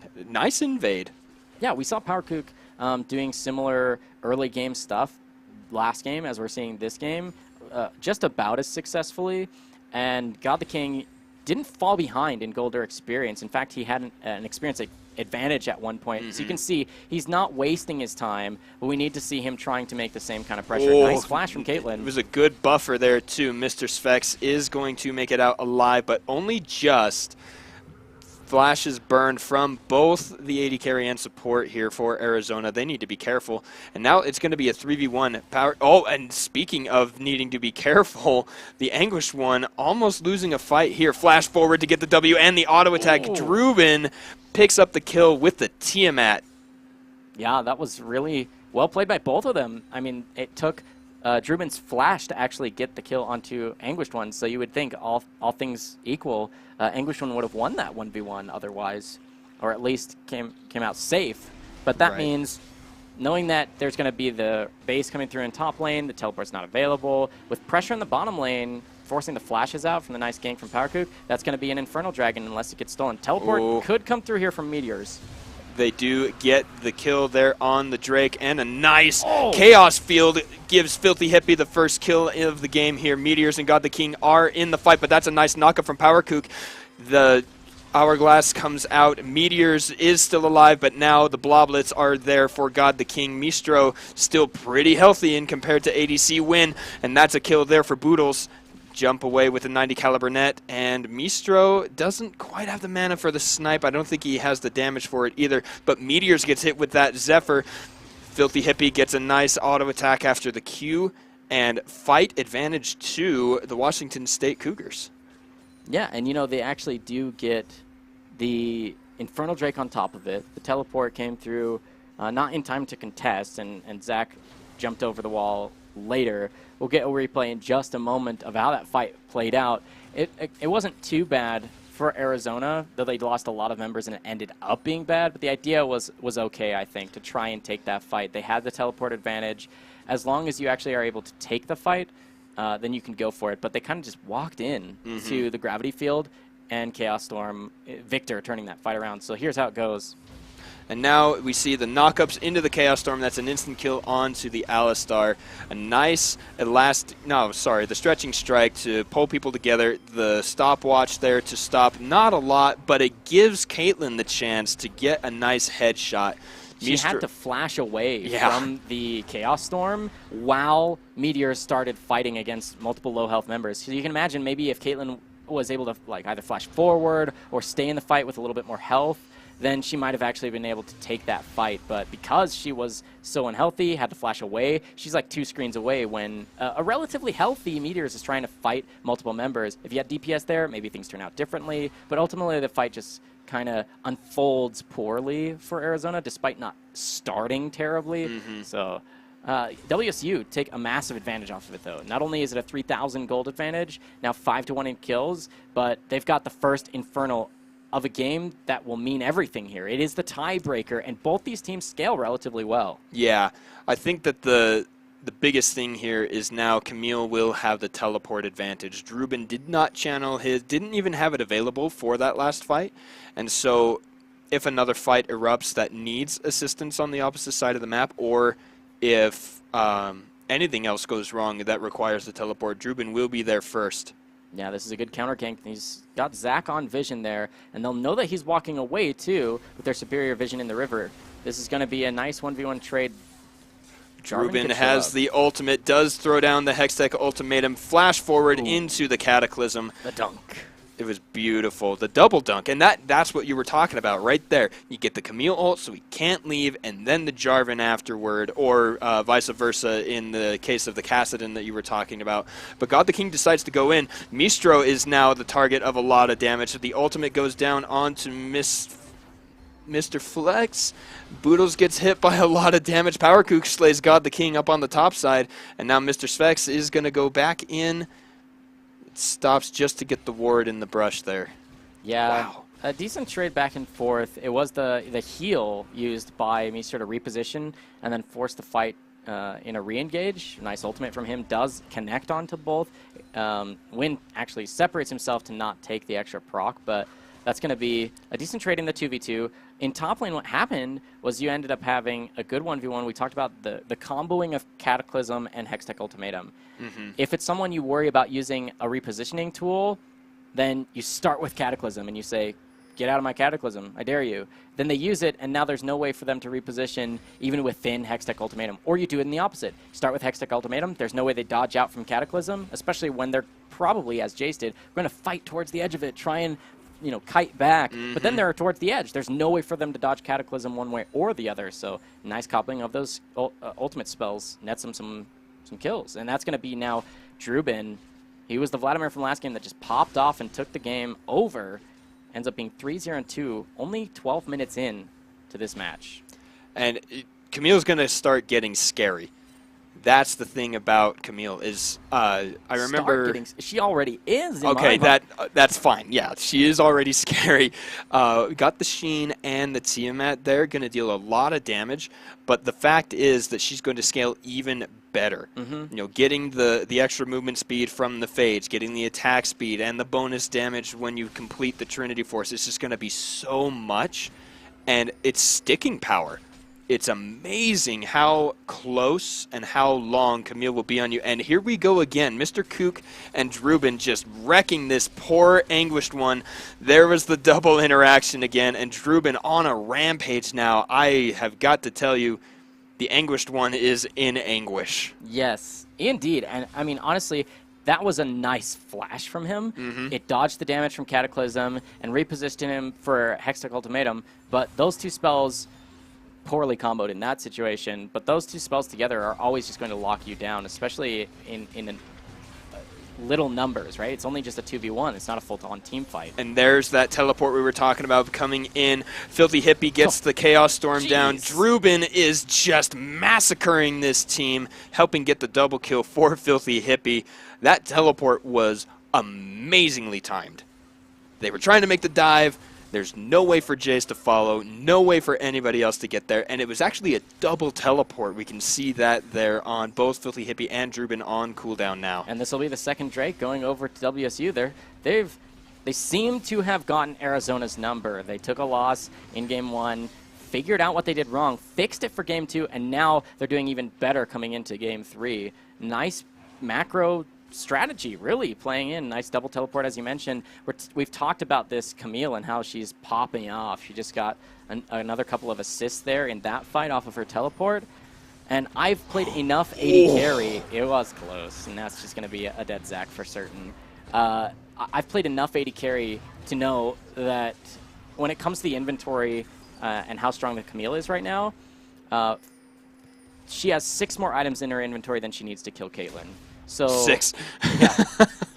You don't even, you could build a null magic mantle as Camille, and Caitlyn would still be sad when you're this far ahead in experience. Level 10 Camille right now, 2 levels up over this Jace with true damage in her kit and all that sort of lockdown potential. What do you do?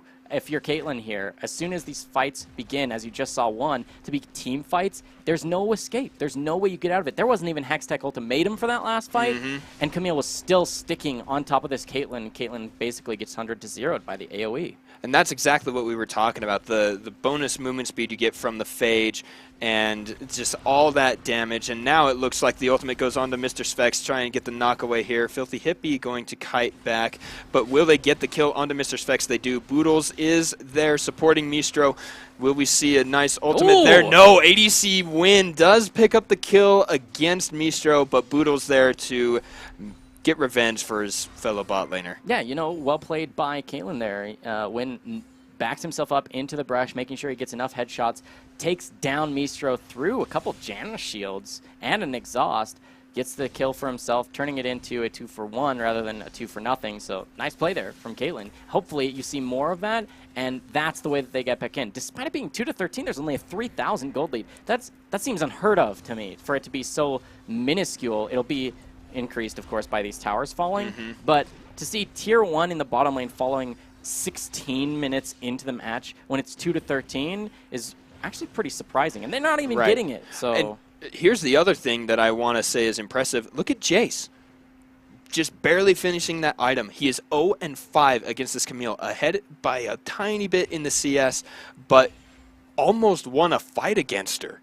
That speaks to the power of Jace. That's why you pick this guy, is because he is a fighter, and if you play it wrong, you will lose. I want to know what snack Anguished One has with him right now. Yeah. Because if he's right about food untilting him, he's got to have some sort of, like, I don't know, some amazing like snack. full lasagna or something. But there's go all Garfield on us. Amazing fight right there. All of the damage, all of the jumps, and they take down Filthy Hippie. No flash on Victor. One of those immobile champions, not going to be able to reposition any other way. So you just run it in when you have champions like Alistar. Really nice play there. Nice interrupt, though. It was a good buffer there, and now Meteors is in on the fight. Camille is there, gets the stun and the kill. That's 6-0 for Drubin.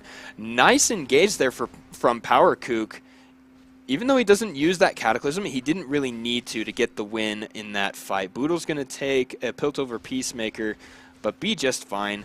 Could have gone a lot better for WSU, I was going to say, had Jarvan not been 50 mana short for Cataclysm when he had like 3 people right next to him. They would have been a lot faster about deleting out Meteors and probably would have been able to lock down Win here. His flash down, he probably could have repositioned with a 90 caliber net, but you're stuck kind of at this situation. Yeah, for sure. And the cool thing is, not only are the ultimates a nice combo here for Jarvan and Camille together, but when Cataclysm's down, Camille can use the terrain to gap close in a team fight. So you start off with a Cataclysm, like I said, then you can use that to reposition towards the backline already, get there, start dealing your damage off, wait for Nightingale Net to come through, and then of course you can use Hextech Ultimatum to just stay right on top of a Caitlyn. That was unfortunate that the laser did not reach into that gravity field and kill all those minions. Filthy Hippie wanting to set that up to be an easy, wave clear, but just barely short on that. And good positioning from Arizona overall. They almost got out, but the engage distance for Camille with that hook shot is just absurd when you can hit a champion. But now we do see, there's the airborne. PowerKook does land the Cataclysm, and there's Camille doing exactly what you were saying. Mr. Specs is going to be the next to go down. Jace finishes the teleport, throws a shockwave, but it does nothing. Still a Hextech Ultimatum available for Drubin. They are not going to find anybody else, but another fantastic engage from PowerKook. This guy is on point. He is this evening. Ooh, nice knockback. Boodles here showcasing how to cast that spell. He knocks him out, and there's no revive here for the Zac. He's not even going to have those Blawwoods to recombine. Nice Janna play. Beautiful to disengage the Elastic Slingshot, and then the ultimate from Mistro there to keep him in place and just take those last 2 auto attacks and get him out of there. And it looks like this is WSU running away with the game. We're coming up on 20 minutes. They are 14 kills ahead. Now we do see the largest mid-game deficit of 4,000 gold, let's say. No, yeah, it's 5. because 3.8 is close enough to 4. That's a significant lead compared to everything else that we've had this exact set of games. Ooh. And now there's a good interrupt so that Win is not the first target, but now Mr. Specs he's going to go down. Yeah, he doesn't have his ultimate. He already died through his ultimate in the last fight that looked almost exactly like that in the mid lane. And then you can see Hextech Ultimatum was already used on to the Alistar, but the flash forward, this could be bad. And that is the shutdown. And that right there, everyone, is why you got to be careful. You may be fed, but you're not 1v2 under turret fed. Yeah, especially when you separate yourself from your team like that. There's already the neutral objective.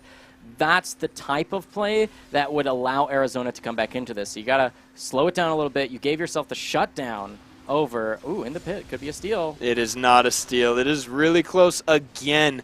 God the King being so close. I think that's the third objective he almost stole. Mm-hmm. And in fact, I think he would have, but Mistro picked that one up. We saw that Varus got the credit for that. So that last spell or auto attack, no smite for Power Kook. Yeah, just a couple hundred health made the difference there.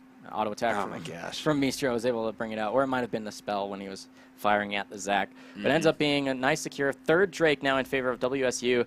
Their gold lead is still around the 4,500 to 5,000 mark, as you mentioned, and most of that gold is on Camille and Jarvan.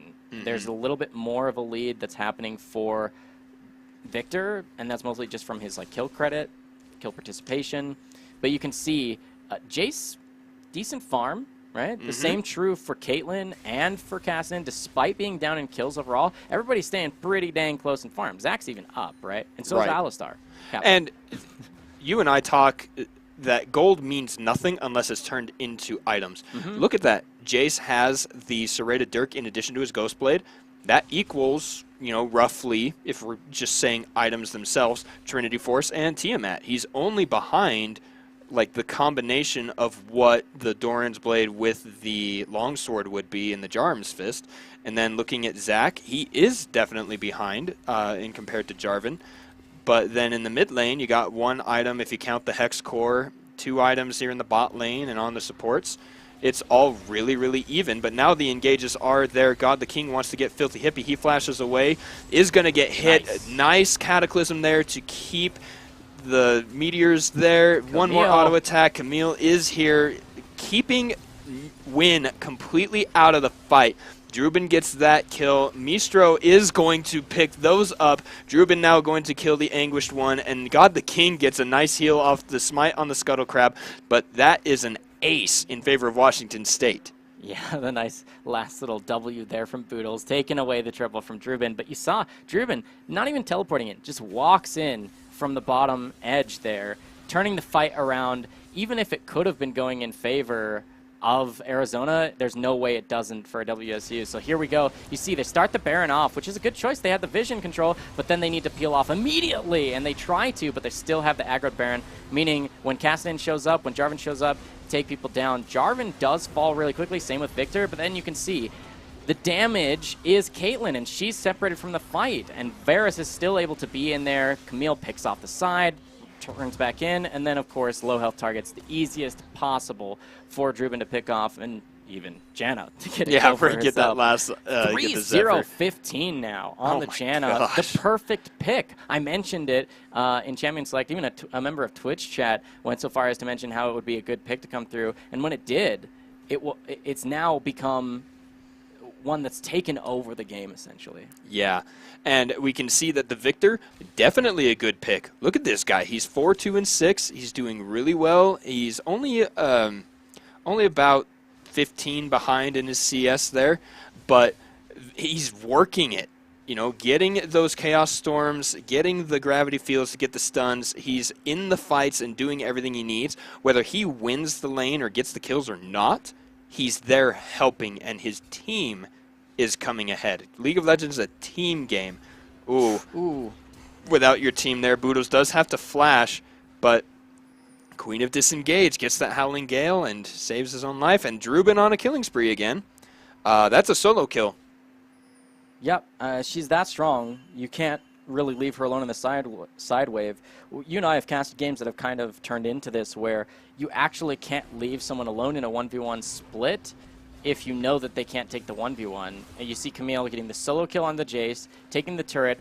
How do you respond? You still can't send someone down there to fight her. You have to have someone who has intense wave clear, and that begins to be the story here for Arizona. They're lacking wave clear. Not a single one of their champions is really quick at wave clearing. You see the static shiv come through for Caitlyn, but she's not designed to wave clear. A static shiv plus a Piltover Peacemaker might clear one wave, but you got to wait for those cooldowns. It's a lot of mana costs, and of course, you lose those tools to team fight. Let's take a look at that solo kill here for that Camille on the bottom side. This is in vision. The Baron, we're not going to go to that replay. We want to see this Baron fight. So what we do see is it's down to half health. This is on vision they come. from the side. The fight is going to be here. Elastic Slingshot goes in with the ultimate from Alistar already in. 900 health. Mistro slays Meteors, and now he gets the kill on to the Caitlyn as well. That is the Baron for the blue team, and Let's Bounce pulls two of them out, but that's a Cataclysm there onto God the King. Win is all alone, just hitting people everywhere. Power Kook is there to get the dive in. ADC Win almost takes down Power Kook. Does take out Janna, but goes down to Jarvan, not Filthy Hippie. All right, and so that is an ace, but Baron stolen, and then I want to say reclaimed, but not, because you don't get the buff from Washington State. Yeah, I mean, that was a really nice fight, honestly, by Arizona and WSU. They both played to what they hoped were their strengths. Caitlyn shows up a little bit late, but let's watch how this fight plays out, because it was really close. So you can see Mr. Sphex goes in, God the King goes in, they're still about 1,700 health, they stop hitting the Baron, and then they re-engage on it, and Smite will be early from Jarvan, Zach will steal it, but look down here at the bottom, you can see immediately deleted is this casting because he gets locked down by Varus ultimate, and then you can see Varus can reset, get a couple of heals off, and then he's able to just basically lifesteal and free hit onto Mr. Sphex because his ultimate was gone. And now God the King gonna have his Bloblet show up, and you can see Win here actually able to do a lot of work. I don't think the flash there was necessary because he already had his auto attack cooldown. He's in the brush, you might as well turn there, but can't fault him for getting a couple kills. And honestly, if he had more lifesteal in his kit and his team was not that so far behind, like imagine he had lifesteal in his kit. He would have won that probably fight. 1v4s. Like really nice positioning there. So I like that play, and that gives you a little bit of hope here for Arizona. Even though their base is now broken, they didn't lose an inhibitor at all, but they've lost 2 inhibitor turrets, meaning the Camille split push is that much scarier. Because who do you send to deal with her? She does have magic resist. She does have a lot of health, meaning if you send someone who deals physical damage, she's going to chase him down. If you send Cassid in here, then even though she can't really chase him down and kill him, what is he going to do? He can't kill her. The best he can hope to do is, like, kind of wave clear, but he's not a champion that's built for wave clear. Drubin just playing around with the back timings here. The other answer is you could send more than one person to get him. It seems kind of counterintuitive, but sometimes getting that pick, it exposes you a little bit on one side of the map, but it might just be the way you get it, because if you can then collapse with the rest of your team, just make sure they don't die on the other side, and it might work. But now I think they're going to try and set up for this 5v4 here with Camille still in the top lane, and WSU doing exactly what they need to do. Look at them kiting back. They don't want to fight right now. God the King tries to jump in with the Elastic Slingshot. Ooh, has to flash away from that gravity field. Okay, now you have to peel back, and you have to, commit multiple resources. As you mentioned, Jihadre, you have to get multiple members onto that Camille. She's probably already done, essentially, taking this inhibitor. There it goes. It's down. And you can see they're sending the multiple members, but all she has to do is disengage and wait it out. And with the new wave showing up, unless this engage goes perfectly for Arizona, then disaster is on the books, essentially. So you can see, it's clearing out the vision, getting ready to Elastic Slingshot, but Camille's now on the second inhibitor on mid lane. Yeah, they have Jace there, but honestly, like we said, what's he going to do? Alistar is there to get the engage. They are fighting Camille. Are they going to get it? There's the Unstoppable for the Hextech Ultimatum, and that was a 3v1. That's good for Arizona. Yeah, but they did it right at the right time. There weren't minions at the turret, so now Mistro is going to flash away from God the King. He is getting hit by all of the crowd control and the damage. Suddenly, it's a 4v4, and there's a Cataclysm down onto Caitlyn. Alistar jumps in and gets the knockout. Janna resets the fight. Meteor Warriors is the next target. Does not go down to the victor, but everyone else does. Mr. Svex is the last one alive. Triple kill for Mistro. 4 for 1. You get... Yeah, you stopped the Camille, great, but you lost everything else in the fight afterward. Yeah, a little bit of a forced engage, really, by God the King. He had lost his flash before, so it means he can't get right on top of him. Nice flash from Mistro, repositions him away, and then the Grouty field's right there. You lock down the Zac. He can't use his... I mean, the best hope for him would be immediately start channeling his Let's Bounce to disengage himself, but then how do you take a fight from there? It ends up being just a nice... disengage, reposition fight for WSU. They're going to try and get a couple more kills to pad the KDAs. That'll be the Nexus falling, though. Congratulations here to WSU. Well fought, slow and steady improvement, honestly, from game to game to game. Ends up being a victory in a best of 3, 2-1 in their favor. Yeah, I want to say MVP of the series definitely goes to PowerCook. Oh, without question. That guy was everywhere, every time, every play, exactly where he needed to be. Even in their loss, he was still countering. He was still in the right spots. He was doing what he needed to do. Yeah, in their loss, he still got them ahead super early, and by doing so, stalled out the game enough to make it close. They did lose. Take it to game 2. They redraft and set themselves up for success with better picks, try and mirror what they've lost against, and execute properly. And it was PowerCook setting up solo lanes for victory. I mean, he got Vladimir ahead, he got Oriana ahead, and was able to play to those strengths, snowball that into late game, and their team fight was really good. And then, of course, you saw more of the same early game pressure here from PowerCook's MVP for certain. I absolutely agree with you, Jahadre. That's going to end it for this first match of the day. Congratulations once again to WSU. They bring out the win against Arizona in a hard-fought, gritty match between these two great teams. So great showing for sure. After the break, we'll see University of Oregon and Stanford University go head-to-head in their own best-of-3 on Summoner's Rift. You don't want to miss that matchup either. The Pacific Alliance of Collegiate Gamers returns right after this break.